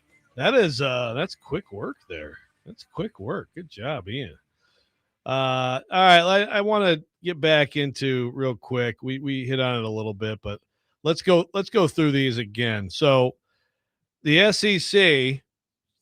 Now, last night the SEC gave us a great game. It gave us the best game of the playoff in the Sugar Bowl. Pretty cool scene, right? Getting a little bit more Ole Miss fans than Georgia fans, full house, great scene. Now, I guess the fact that they played a great game, though, does that mean like they're good or just that they're mid and they just happen to play a great game against each other? The SEC is 2-6 in the postseason when not facing each other. Okay, so you've got that is Ole Miss over Tulane, as you've lamented many times. And then Texas over Michigan, which, again, as we know, Michigan, I think good hire with Kyle Whittingham, but he was just in the press box eating nachos, and Biff Poggi was on the sideline, and they've gone through all kinds of, obviously upheaval and turmoil. And they were in that game for a while, by the way, until Arch Manning took it over. By the way, Arch Manning looks pretty good. Arch Manning. You got Illinois over Tennessee, and you got Houston over LSU. Virginia beat Missouri, and, of course, what happened yesterday to Alabama is embarrassing. So, first of all, I really want to hear what Greg Sankey has to say about this. And Greg Sankey he's always out there, and I get it. These commissioners are, they're going to advocate for their leagues, but Greg Sankey's always out there with, we need strength of schedule to be a bigger deal. 7 teams should have been in. Vanderbilt, great season. The best Vanderbilt team ever. They lost to 4-loss Iowa. They lost to 4-loss Iowa. Do I think Iowa's a really good team? Yes. Iowa could have been a playoff team this year, but the bottom line is they're 8-4 and they beat Vanderbilt. And so it just doesn't help the SEC. The big thing about this is, I've said it before, but I just want to reiterate, and I really hope that everybody in this league, including the coaches, especially the coaches, because they're the ones driving this stupid idea, are thinking about this. The SEC perception it's not what it was. And I think that's because reality is not what it was. It's not as good. It is not the dominant league. And I still think there are more good programs in the SEC and more programs that are capable in the SEC than any other league. But a season like this, and again, we may be talking about 3 straight national title games, not including an SEC team. Forget about winning it, not even in the national title game. We'll see. If Ole Miss can beat Miami, then the 2-year streak will be broken. Clearly, it has weakened in this era, okay? So now you're telling me Herb Street, Sankey, whoever out there talking about, 9 games in the SEC and, we can't schedule these games. Are you sure? Because I'd think about it. I'd think really hard about it. If you think that just winning enough games within your league that has been weakened, and people, frankly, people are still going to have a bias against the SEC because of whatever, all that's gone on over the years. If you think that just being good enough in your league is going to be good enough moving forward, I'd be real careful about that. Now, I know a coach would be like, well, you can say that if you want, but I just went through my schedule next year, and we're playing, 5 or 6 of the most talented teams on paper in the country, and so I'm not going to expose myself. Okay, I would remind you that if Miami didn't schedule and beat Notre Dame this year, they wouldn't have been in the playoff to kick Ohio State's butt the other night. Okay? So I really hope that this is just empty threats. I think it is, but I hope so. I'm looking at next year. We got Clemson at LSU. Okay. You got Baylor, Auburn return game. Okay, that's pretty good. There's two games. Tennessee, Georgia Tech. You got that's fine. Okay. I'll take that. That's fine. Oklahoma, Michigan have a return game. Ohio State, Texas have a return game. So, next year you're going to 9 and you still have decent games. You've got, week 3. NC State at Vanderbilt. If you play a Power 5 team or Power 4 team, that's fine. Okay. But there's a lot of threats about these schedules getting weaker as time goes on. And I hope that all of this together convinces people. And I know, again, coaches think about job security and they think about the bottom line, think about the wear and tear in their players. And I get all that, but I would not go that way. And I think that we're seeing now why you should not go that way. Well, the SEC moving forward, and part of their requirement is going to be you have to schedule a Power 4 team. Now, you could go weak. What is the Power 4 team, right? Like there are some big differences all over the map there, what that could look like. Of course, the funny thing is just a few years ago, it'd be like, you're scheduling Indiana, really? Exactly. You're scheduling Vanderbilt, really? But yes, I think there are still some programs that, like, I don't know that I count. I don't know that I can count it if you schedule Boston College at this point, okay? No disrespect to Boston College. Yeah, all due respect. All due respect. Bill. No, like I clearly, you can call it a downturn. You can call it whatever you want to call it. But the last 2-3 years, the SEC is, when they're head to head against the Big Ten and some of these other teams, it's not going well for them. So, is that a cycle? Is that going to change back at some point? We talked about the roster part of this earlier in terms of the movement. I just think that makes it a lot harder to have the dominant run that they've had, really, for like the majority of my life in the SEC. It has been far and away the best conference, and it really hasn't been all that close. And now it's not. Like, you could still make the argument that it's the best conference when you're talking top to bottom. You can make that argument if you want to, but the bowl results kind of are what they are. Maybe Mississippi State steps in today against Wake and saves the day at 5-7. Is that the Mayo Bowl? Mayo Bowl, yeah. Wow, we've waited this long for the Mayo Bowl. It's a long time to wait for the Mayo Bowl. And that is important. I hope Greg Sankey's there, dishing out some Mayo if they happen to win that game. By the way, there's 4 games today, and I know that like all the programs like they have all tried to, or at least the Power Pro, like tried like hell to get out of these games because you can't possibly have a worse situation than having a game day on portal opening. Yeah, it's really good stuff. You can't. I don't even understand how you deal with that. How much attention do you even put toward the game today? Of all of the things that boggle my mind about the current state of college football and how we've got here, and that could be anything from, all the player movement we see in the portal, the playoff expanding, all these things that we've just yelled back and forth about over the last few years. The thing that boggles my mind the most is how collectively we've allowed this to happen, where we've got the portal going on at the same freaking time as the playoff, the bowl games, and the coaches all leaving at the same. It's like the fact that we've gotten all this going on and we can't fix the calendar that way boggles my mind that we can't do that. Yeah, it's incredibly dumb. Even like you can't just do the portal Monday, But you know what would fix this? Someone brought this up, and it's a great point. It's like you could have this. You could have this like as a summer thing, just like, again, like an offseason in the NFL or whatever, if you didn't have early enrollees. Yeah. Everybody's early enrolling now. Jared Curtis is with Vanderbilt, and coaches all want that. But if everybody didn't have that, then you wouldn't have to worry about that. Like you could basically have OTAs. Yeah. 615. Would that be so bad? 615-737-1025, our phone number. Teron Davenport will join us coming up next. We'll get into all things Tennessee Titans with him. Robby and Rexrode, 1025 The Game.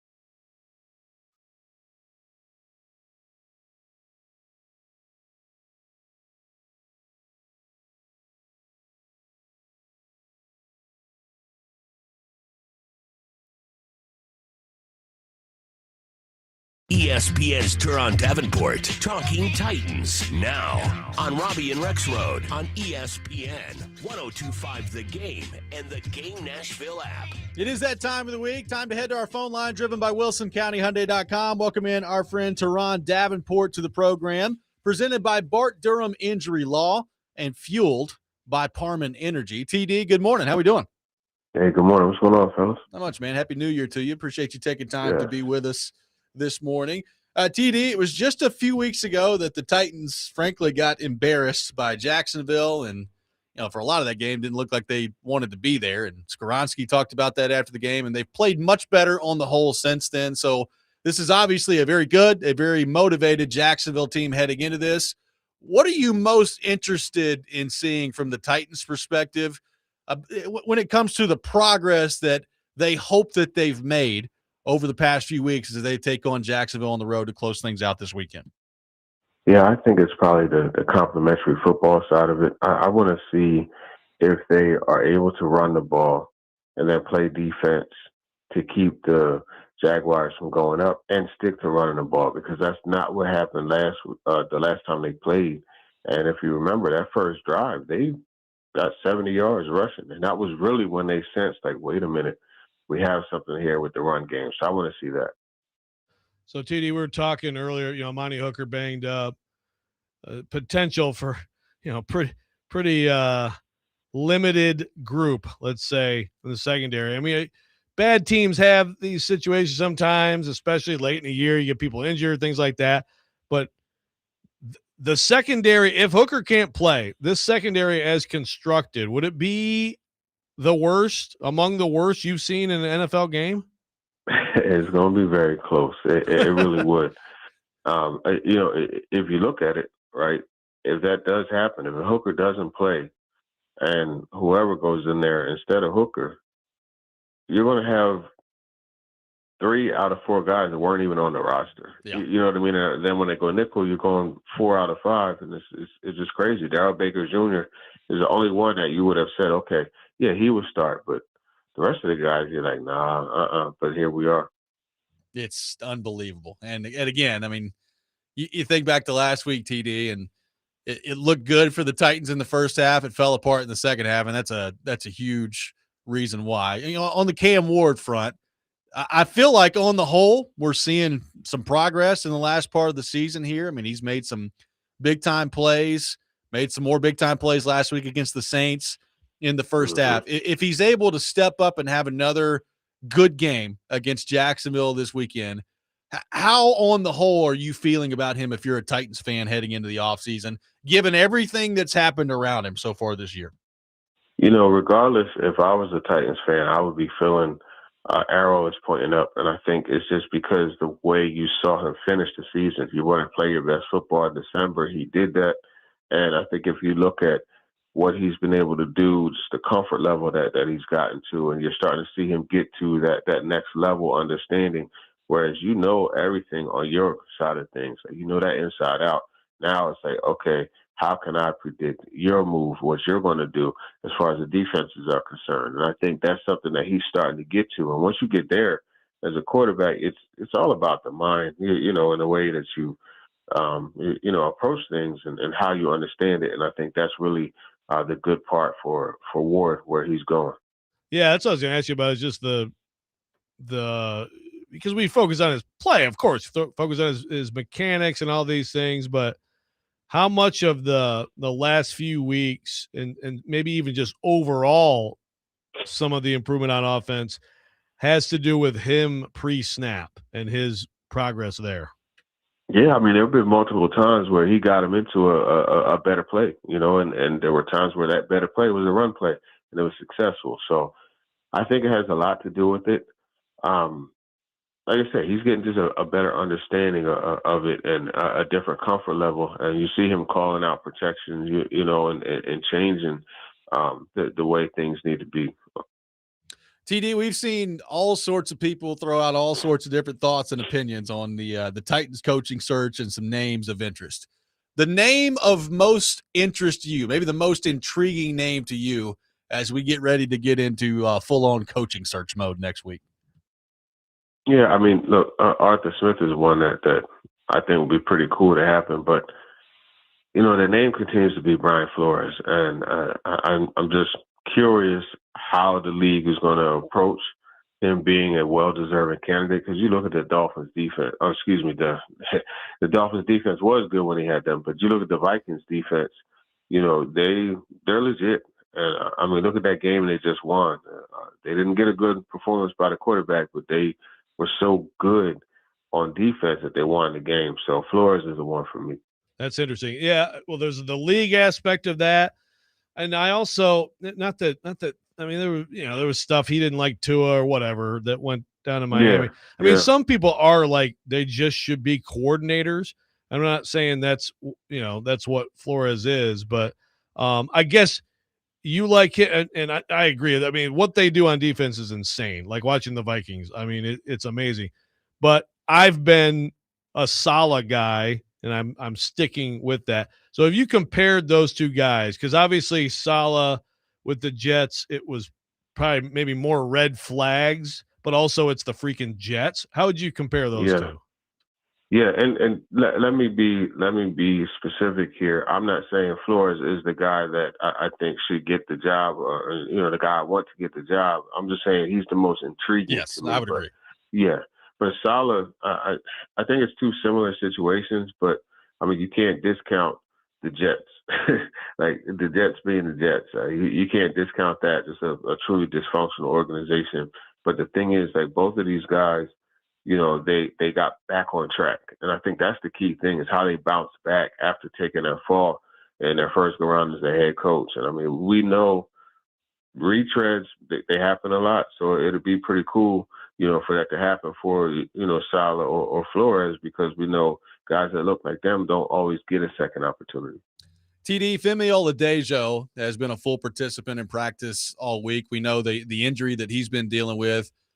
How big of a deal would it be for the Titans to get him healthy, maybe to get him out there against Jacksonville? I mean, the expectation wouldn't be all that high in terms of I don't know how much he would play, if he's going to play at all. But how big a deal would that be to get him back out there in your mind? Yeah, it would be huge. They would like to get him out there. We'll see what happens. But, I mean, you look at the work he's doing. It's good, but you want to be able to carry that over to a game. So, yeah, it would be big time for him, and also for him to know, like, hey, man, the knee is like everything feels good. Like, I can move on it, I can test it, and no better way to test it than gotta sneeze than a game. Bless you. Thank you. Well, on Femi, TD, do you think that his lack of effectiveness when he was playing previously, is it a case of like a guy swimming a little bit, a rookie in the NFL, too much information type thing, or have you seen things that make you wonder if he has the physical skill set to get it done at the level a second round pick has to get it done at that position? No, I think it's more just finding his way. He is a guy that is playing a new position also. We got to remember that. But, I mean, yeah, he wasn't effective on the sack side of things, but he got pressures and he was good against the run. So I think it's just a matter of just continuing to find his way and get used to the position. He has to learn some of the techniques and things, moves and counter moves on top of them.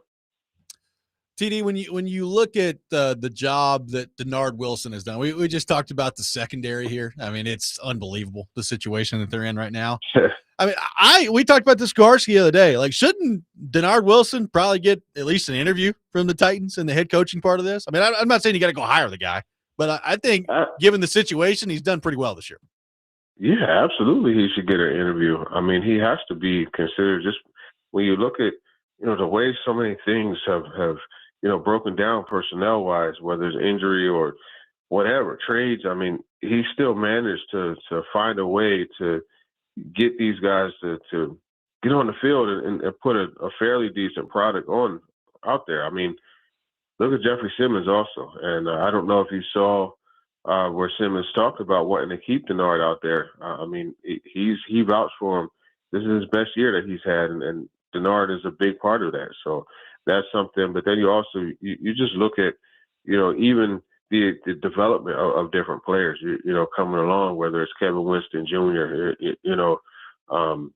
Cedric Gray. I mean, there's so many guys, So yeah, he should absolutely get a shot. Will you be offended like Kaharski will if Mike McCoy even gets an interview? Yeah, offended is a strong one. I would be offended. McCoy, look, everything is not, due to the change. You know what I mean? Everything isn't. Rookies, they got better, but I think he still did a solid job of just, weathering the storm and getting that ship back on course. I think he did that. Boy, Kaharski's gonna be mad at you. Yeah, Oh, yeah. boy. Don't say a nice word about He's gonna be Mike. My mad goodness. At you. TD, Jeez. Happy New Year to you. Appreciate your time as always. Enjoy yourself in Jacksonville this weekend, and I guess we'll be in full-on coaching search mode next week. Thanks for being with us.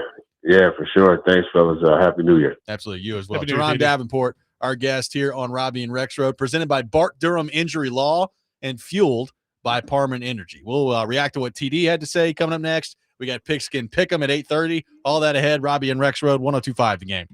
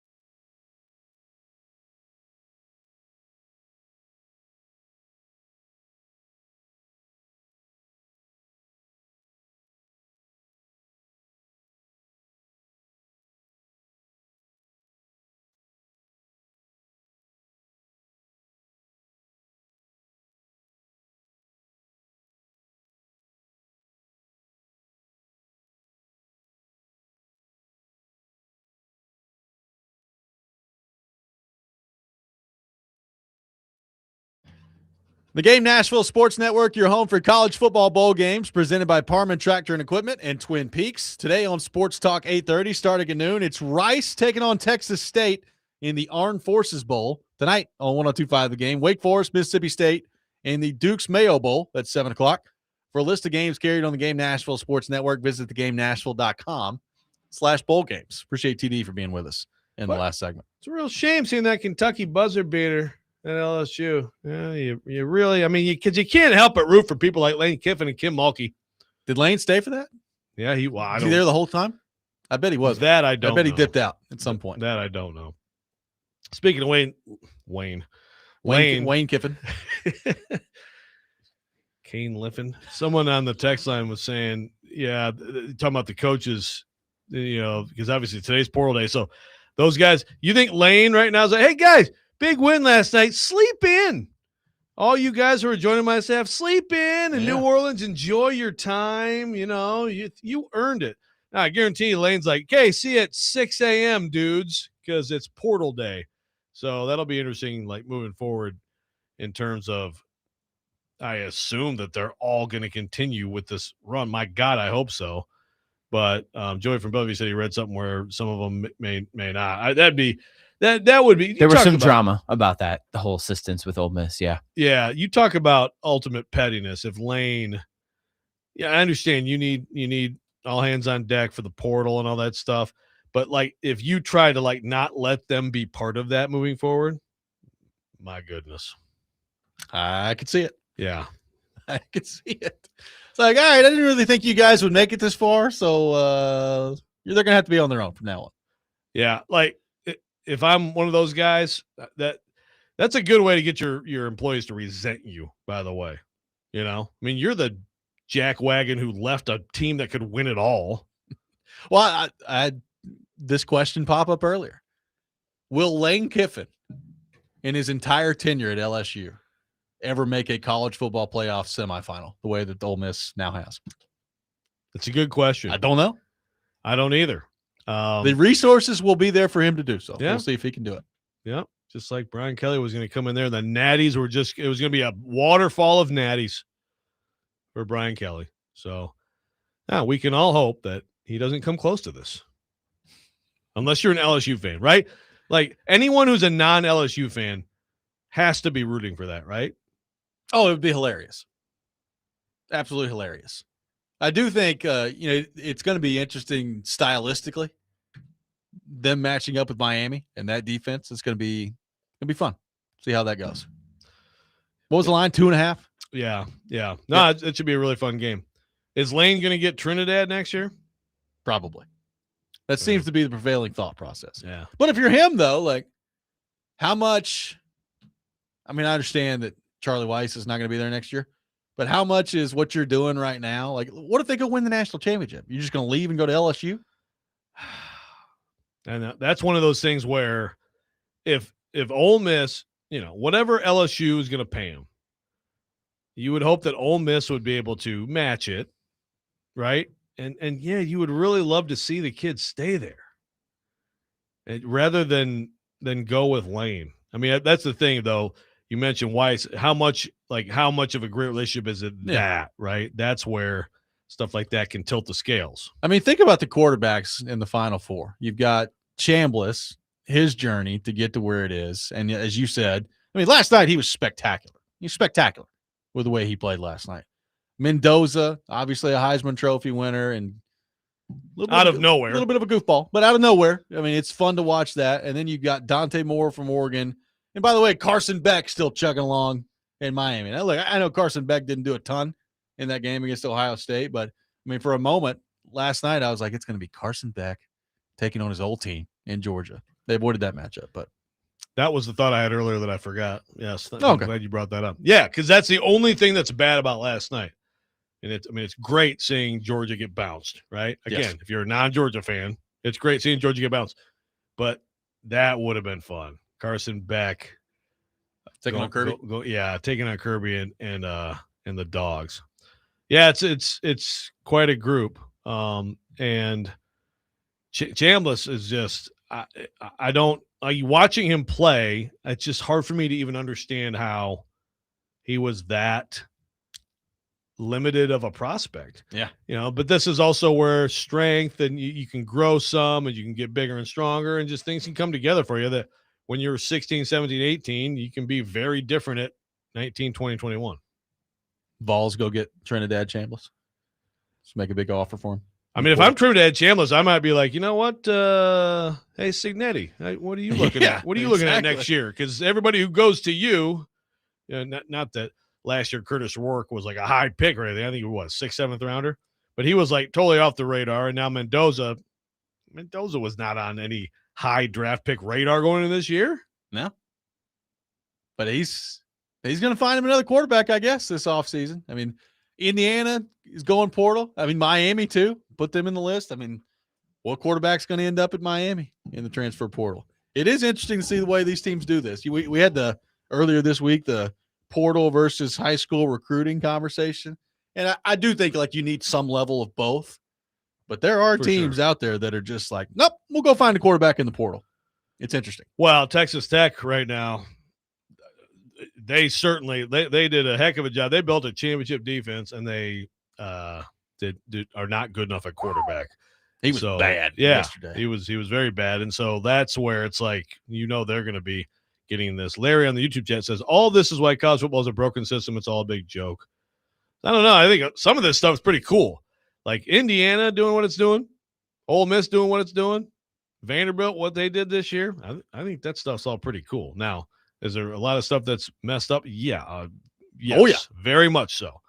But some of the byproducts of all this stuff to me are some of the most interesting stuff in my lifetime in college football. Let's head back to our phone line, driven by WilsonCountyHyundai.com. Welcome in Adam in Portland to the program. Adam, good morning. Thank you for calling in. Happy New Year. Yeah, y'all too, man. Happy New Year. Hey, screw Lane Kiffin, man. I'm so happy that they were able to do it without him. And I know he gets paid, so it's like, it's bitter. But $500K. Chambliss was a stud. Was he a baseball player? Do y'all know that? I don't know. That's a good question. Sure. I mean, like I assume just naturally that like 90% of these quarterbacks were, but I don't know. He reminds me kind of like of Kyler, except not little and playing Nintendo all the time. But he threw some strikes, man. Like I'm sitting here going, that might be the best quarterback left. Even I don't like the Indiana guy. I can't get there with him. But fantastic for Ole Miss last night, dude. I got all my family's Mississippi, and so I told them all along that Lane was going to do them like that. But also I was like, everybody in the country is an Ole Miss fan tonight, just because they want to see Lane Kiffin, not be a part of it too. So, anyway, no, I thought that was a fantastic game, dude. And would a quarterback like that get drafted, or is it all about intangible with him? I don't know. I loved watching him. And by the way, I don't know if you guys have talked about it because I jumped in late. He had felt like 20 drop balls too. So it would have been a way better game for him than it even ended up being. Thank you, Adam. Appreciate the call. Yeah. He's what is he? 6'1", 200? He's listed as 6 foot. Okay. So that's part of this for sure. So he's probably not even 6. He doesn't look as short out there as, like someone who would be listed 6 foot on their college bio. But by the way, he was a hooper. He was not no baseball. He was not a baseball player. And also, so if I'm reading this correctly, so he played 4 years at Ferris State, and now he is playing this year. I can't keep up with the eligibility rules anymore. So doesn't that mean he's done? I mean, I don't know. Is anybody done in college football? He's suing, anymore? right? He's trying to get an extra year. Chambliss is part of the suit? I think so. But what are the maybe grounds? A different suit? What are the grounds? Something about Ferris State and how it shouldn't count. I don't know exactly. Oh, he's trying to get himself 4 years no, ago. No, I think he'll be playing until 30. I think it's just one. I think just one, but I don't know all the details. Interesting, but it does have to do with his previous stuff. I definitely can't, keep up with all the lawsuits and the different people as part of it. It's like Pavia is still part of his, but he's just doing it for other people. And okay, so this was he's arguing for a medical red shirt for one of his years. Okay. So there you go. I mean, at least there's because I'm like, dude, you played it fair. Like there's, as far as I know, playing at D2 counts. It's not JUCO. Who knows anymore, man? Yeah. He could be the quarterback for LSU in 5 years. have no idea. It is possible. Yeah. Anything's possible. Anything is possible. We got Pigskin Pick'em coming up next. The second Pigskin Pick'em of the week. A lot of NFL action. A lot of high-stakes NFL games to get into coming up. Robby and Rexrode, 102.5 The Game.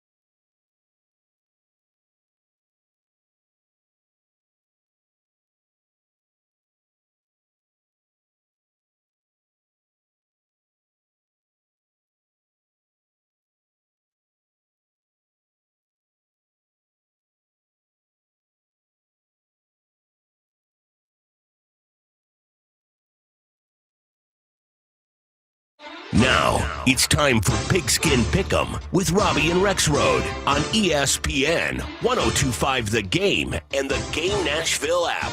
It is time for the second edition of the week of Pigskin Pick'em. An update from last time out. Ian Safar, the best couple of days. He went 4-2. Did not pick up his log, but did go 4-2. Come on, Vandy. Yeah, Vandy kind of screwed you there. I went 2-4. I did get my lock with Oregon taking down Texas Tech. Joe 2-4, no lock, which brings the overall standings. I am in first, 60-54 overall, 9-10 on my lock, 69 points. Ian Safar, 55-59, 7-12 on lock, 62 points. Rexrode, 49-65. Oh, my God. 10-9 on locks, 59 points. I mean, I might have been sub 500 before. I've definitely been above 500 before, but 16 games under? Holy crap. There's still time. Is this like is this like a cognitive decline? Problem is there's still time. Still time to get better. There's also still time to get worse. Yeah. I know. I was like, let's have 2 this week. I can make up some ground. Yeah. Good idea.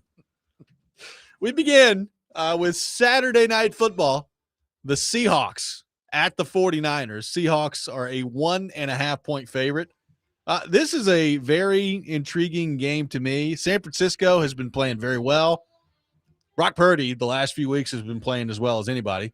I'm still going the Seahawks. I'll take Seahawks minus 1.5.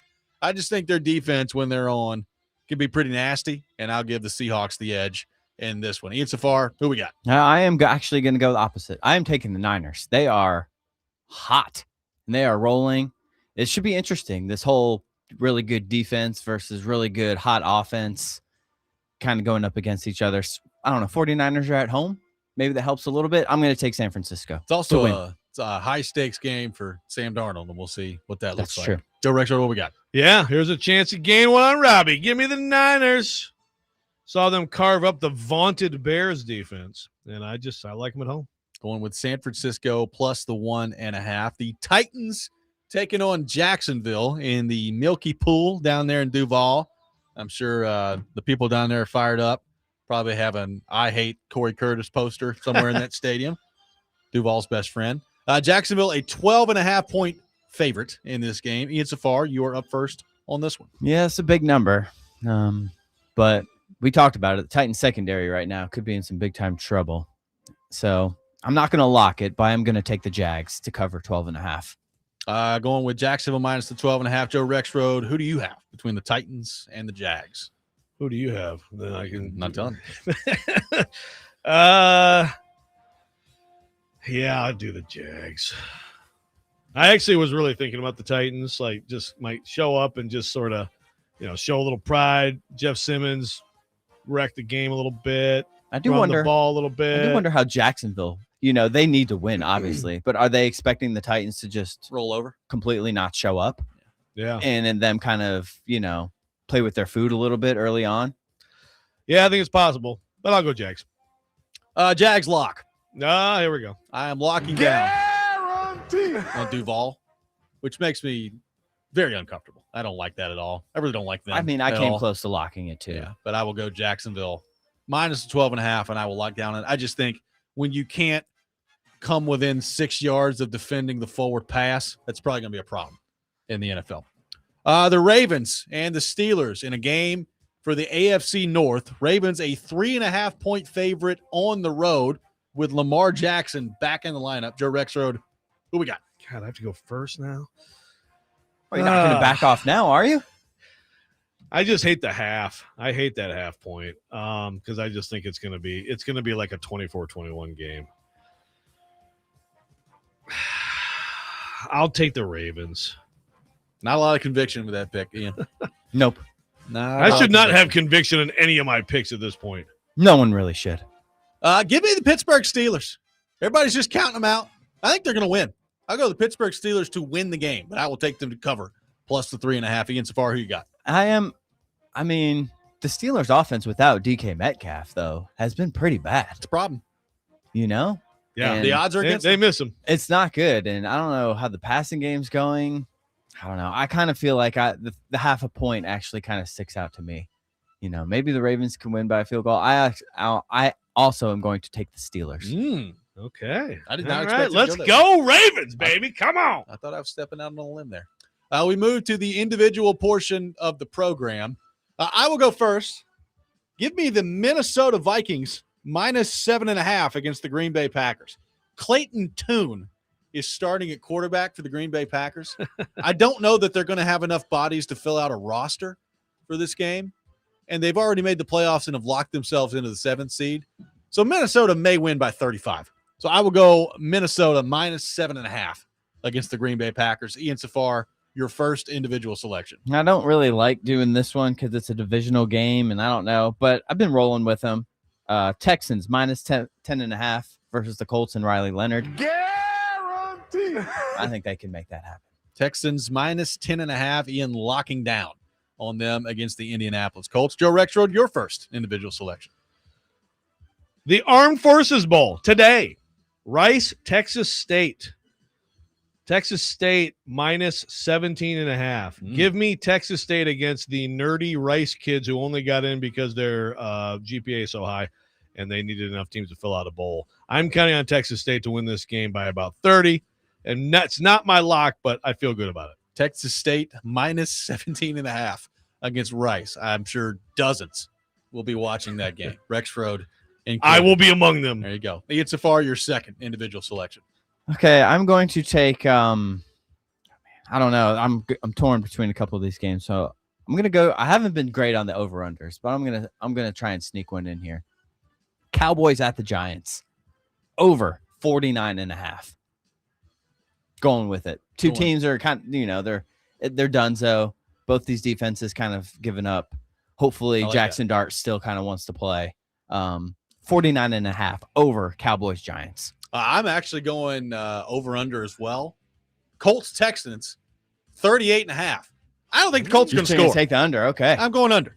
Give me the under, the 38.5. I wouldn't be surprised if the Colts got blanked in this game. Joe Rexrode, your second individual selection. Look at you guys with your over-unders. That's so cute. I haven't been good with them.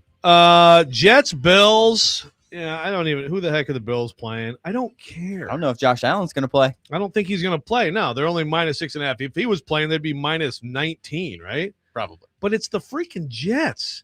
6.5. I don't care if the Bills are going to put, like, Joe Ferguson out there. Give me the Bills and make it my lock. Guarantee. Doug Flutie at quarterback for the Bills this weekend. Rob Johnson taking on the Jets. Bills minus 6.5. Rexrode locking down on that. Rexrode, close us out with your final individual selection. Okay, Chargers, Broncos. Broncos minus 12.5. Broncos playing for the one. The Chargers are playing Trey Lance because they don't have anything at stake here. And I just feel like Sean Payton, any chance he gets to absolutely stick it to Jim Harbaugh, he's going to take that chance. So I'm going to take the Broncos minus the 12.5.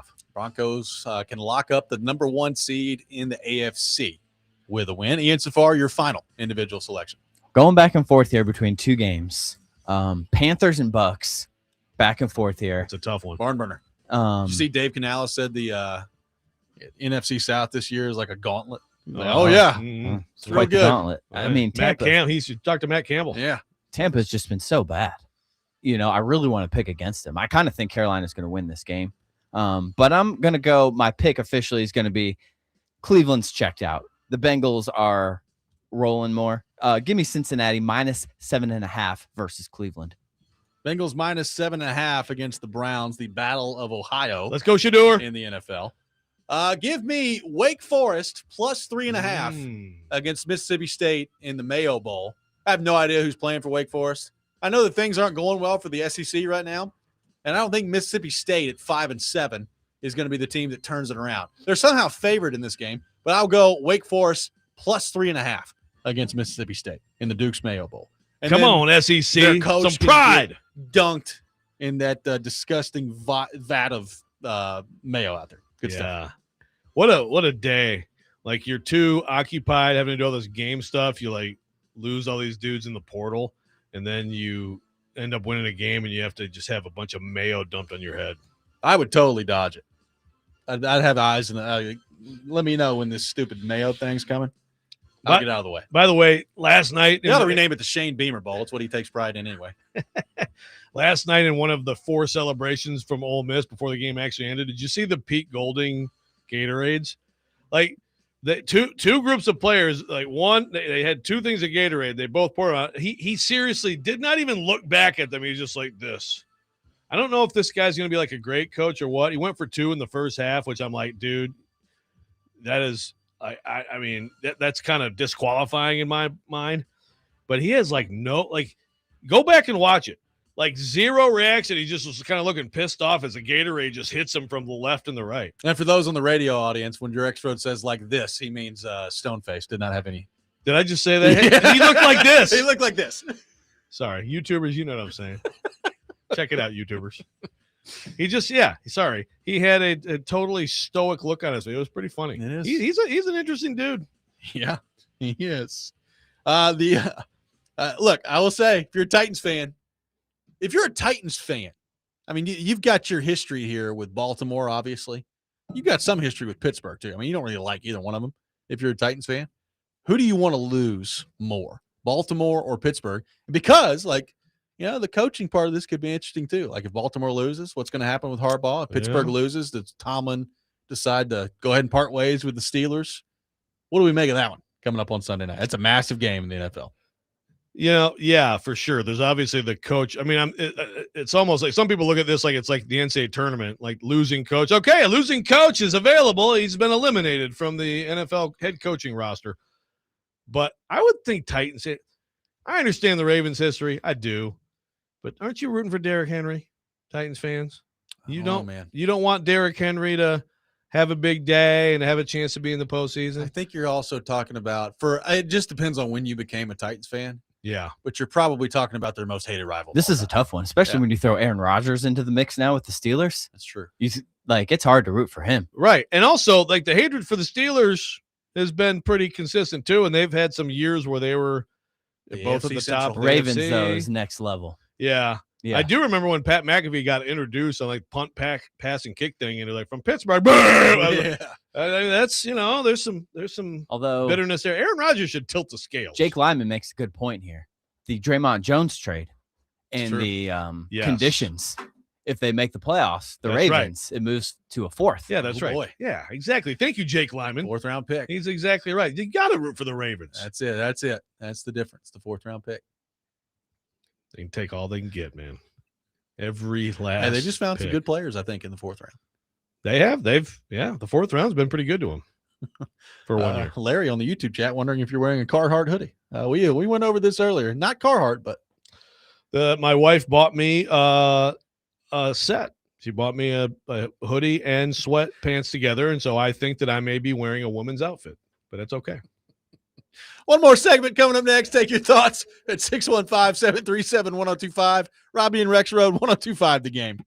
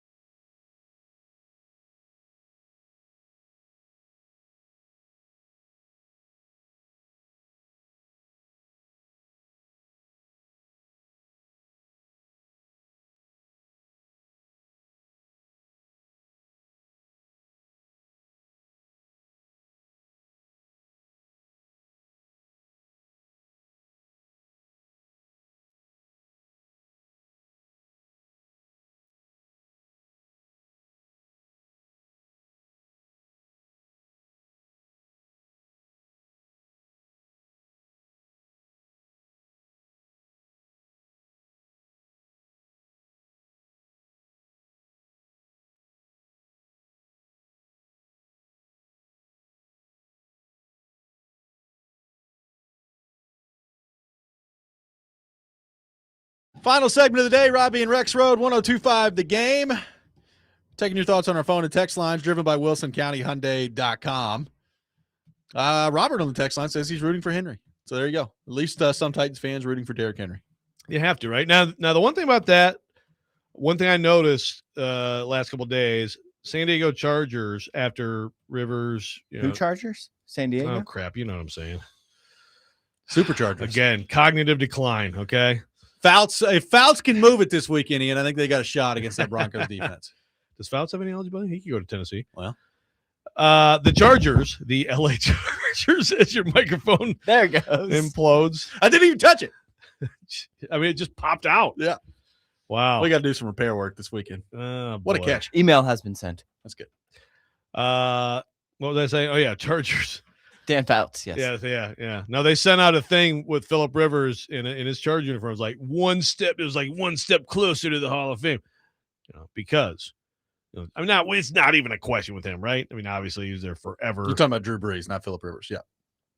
No, they said something about they said something about. I saw the Chargers tweet of when Drew Brees got announced as a finalist. It was like, yeah, getting to the Hall of Fame. It's like, and then all the replies were like, "Oh, good, you guys are trying to claim Drew Brees now that you gave up on him. Good stuff." I mean, I hope I wasn't wrong on that. I swear I saw Phillip Rivers in the Chargers. Maybe they're just tweeting about every quarterback they've ever had. But the way that relates to this is, of course, if Henry, I mean, how much success would Henry have to have at Baltimore to go in as a Raven instead of a Titan? Do they do that in the NFL? Like, yeah, do you go in as a team. I believe so. I've heard conflicting reports on that. I thought it has like your helmet, doesn't it? I don't know. I'm asking. I think you get to pick the helmet, but I don't know if you. I don't know. There's something there is something I'm quite sure that indicates like the primary team that you are representing there. I think. If not, well, then I've wasted all of our time. I'm going to see who Peyton Manning. How's that Mike doing? Well, it's hanging on by a thread. We're going to see who Peyton Manning went in the Hall of Fame as what team. It just says he went in representing both the Colts and the Broncos. I don't know. How do you do that? I don't know. It does say they get to select which team helmet logo appears on their bust in Canton to represent their career. Like the helmet, the bust, right? Yeah, and that's kind of a big deal. So how did Peyton? What did he split Some it? players like Breeze or Gore could multiple teams. I don't know. Why would Breeze do that? The Chargers totally gave up on him. Yeah, get out of here. Well, okay. Well, like anyway. Who's Brady going in as? Patriots or Bucks? Wouldn't it be awesome if he was like, Raiders? Yeah, that's true. Wouldn't it be awesome if he was like, yeah, just put me in as a Buck? Maybe he thinks he's going to go in actually in the announcer wing. Wow. He just represent Fox. Contributor to the game? Yeah. Contributor. I don't know. So, I don't know. I guess that's maybe not that big of a deal. But if I was a Titans fan, I do hope that if he does make a choice, he's picking the Titans. And I think at this point he would. But what if they get to the Super Bowl? Look, man. I don't want to ruffle any feathers. People who play for Baltimore love Baltimore. Love it. Like from the, just the ownership down, the organization. We've talked about it. It's one of the most steady organizations in sports. Like if he's there for another year and they have like decent postseason success, I'm not even talking win a Super Bowl. Like he might just be like, yeah, I'm a Raven. Who does what organization does D-Mace love more? The Titans or the Ravens? He had a lot of success at both places. I don't know. I think it's the Ravens. I think it's the Ravens.